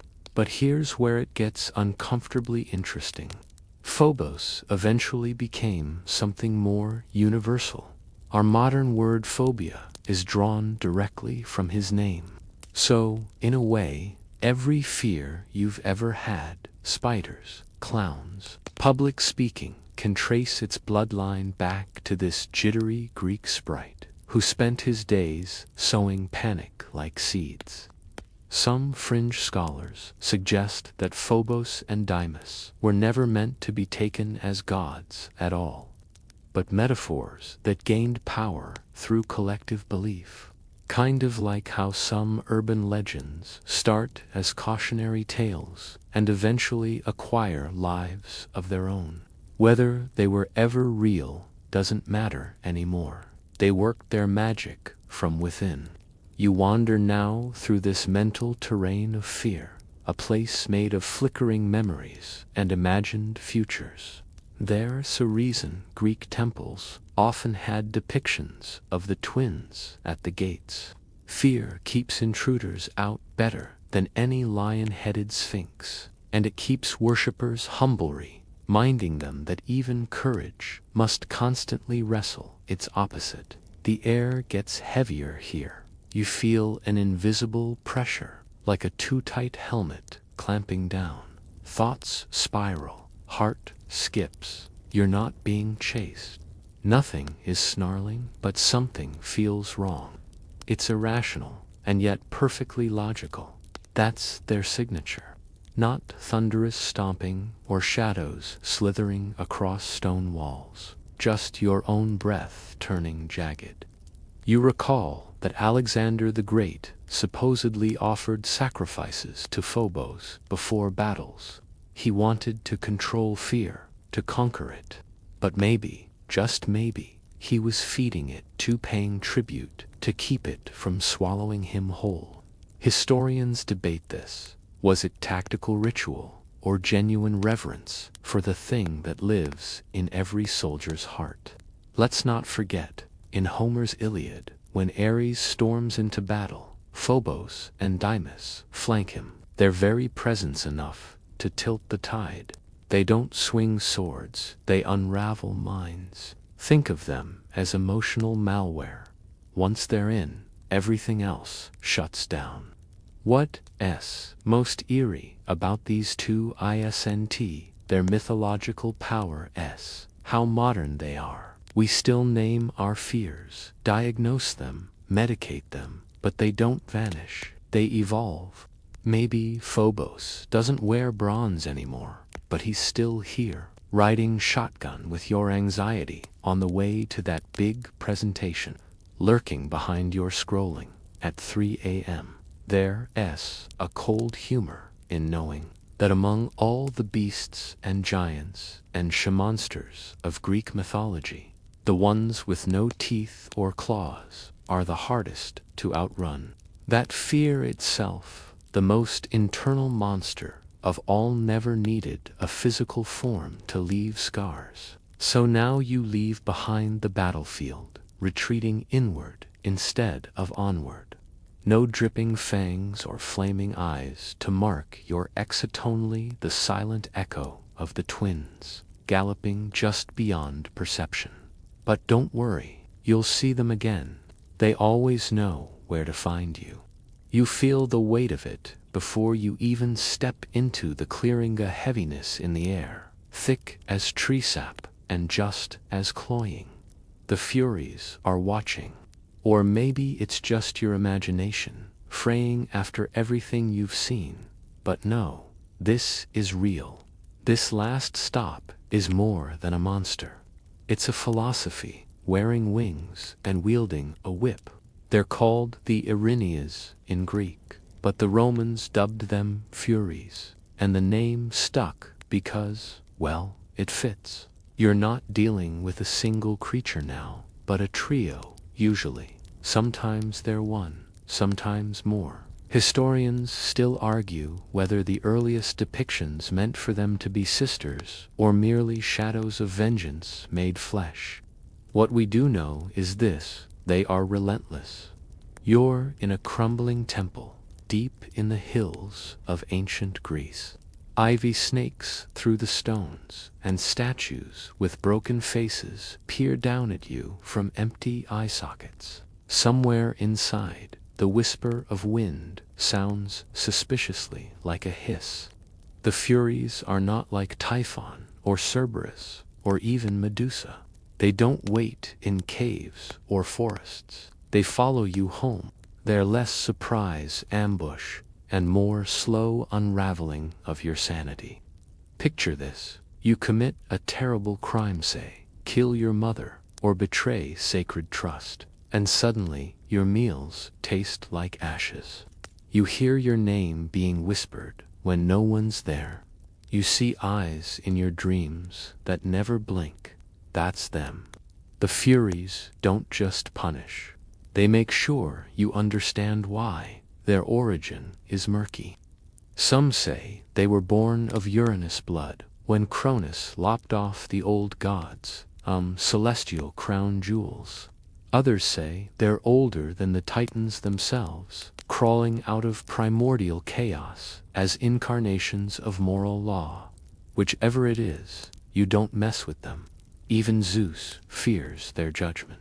They've had their moments in myth, most famously in the story of Orestes. He kills his mother, Clytemnestra, to avenge his father's murder. Justice, maybe. But the Furies don't care about your reasons. They hound him, relentlessly driving him mad. That's how feared they were. Not even divine lineage could save you without a full-on trial in Athens, presided over by Athena herself. You try to imagine their faces, but the stories contradict each other.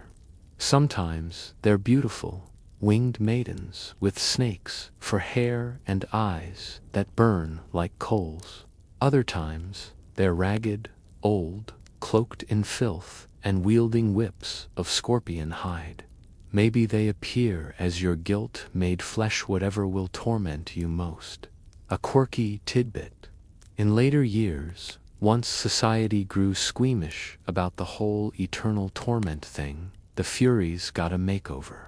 They were rebranded as the Eumenides, the kindly ones. Cute, right? Like calling a bear Mr. Snuggles. It was a PR move by the ancient Greeks, part reverence, part fear. If you don't name the terror, maybe it won't knock. But the horror of the Furies isn't in their appearance, it's in their mission. They represent the justice that slips through courts and laws, the punishment for unpunished crimes. You can run from a Gorgon, you can cage a chimera, but you can't outpace your own conscience when it sprouts wings. And here you are now, in the echo of their temple. You look down and see footprints in the dust hews. Of course, but there's a second set, smaller, bare, following behind. You didn't hear them, you didn't feel them, but they're here. The snakes hiss, the whispers return. And just before you bolt, you understand, the Furies aren't coming for you. Not tonight, not yet. But the moment you deserve them, the moment justice slips, they'll find your scent. It's a haunting way to end our tour, isn't it?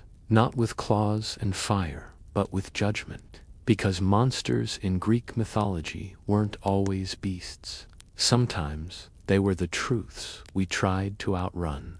Let the dust of the Furies' temple settle behind you. Now you've walked through shadow and myth, brushed the fur of beasts long extinct, and heard the whispers of gods who once ruled the sky with thunder in their fists. You've seen what it meant to be feared in the ancient world, not only because of claws and fangs, but because of what they represented: chaos, consequence, the inescapable weight of your choices.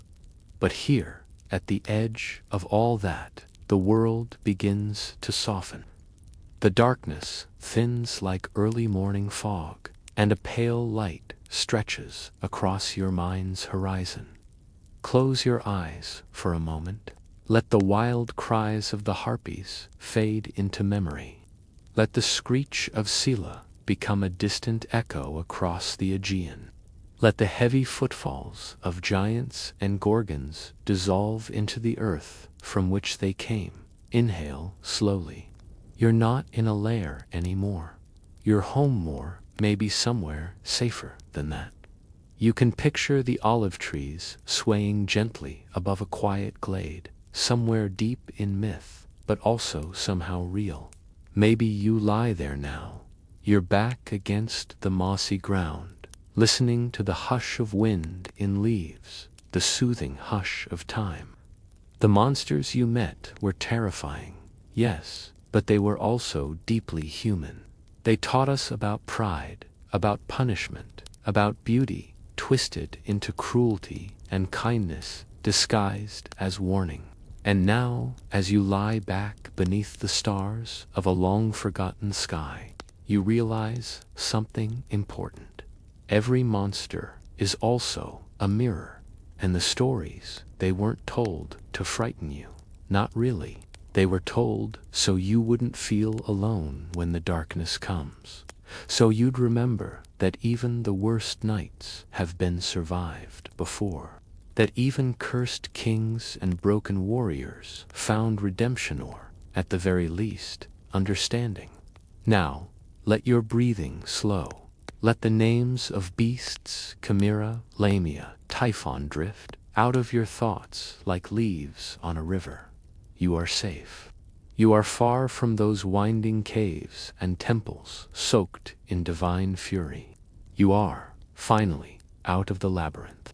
And if one day you dream of wings in the night, or hear footsteps that shouldn't be there, just remember, even monsters rest, and so should you. Good night, brave traveler. Sleep well.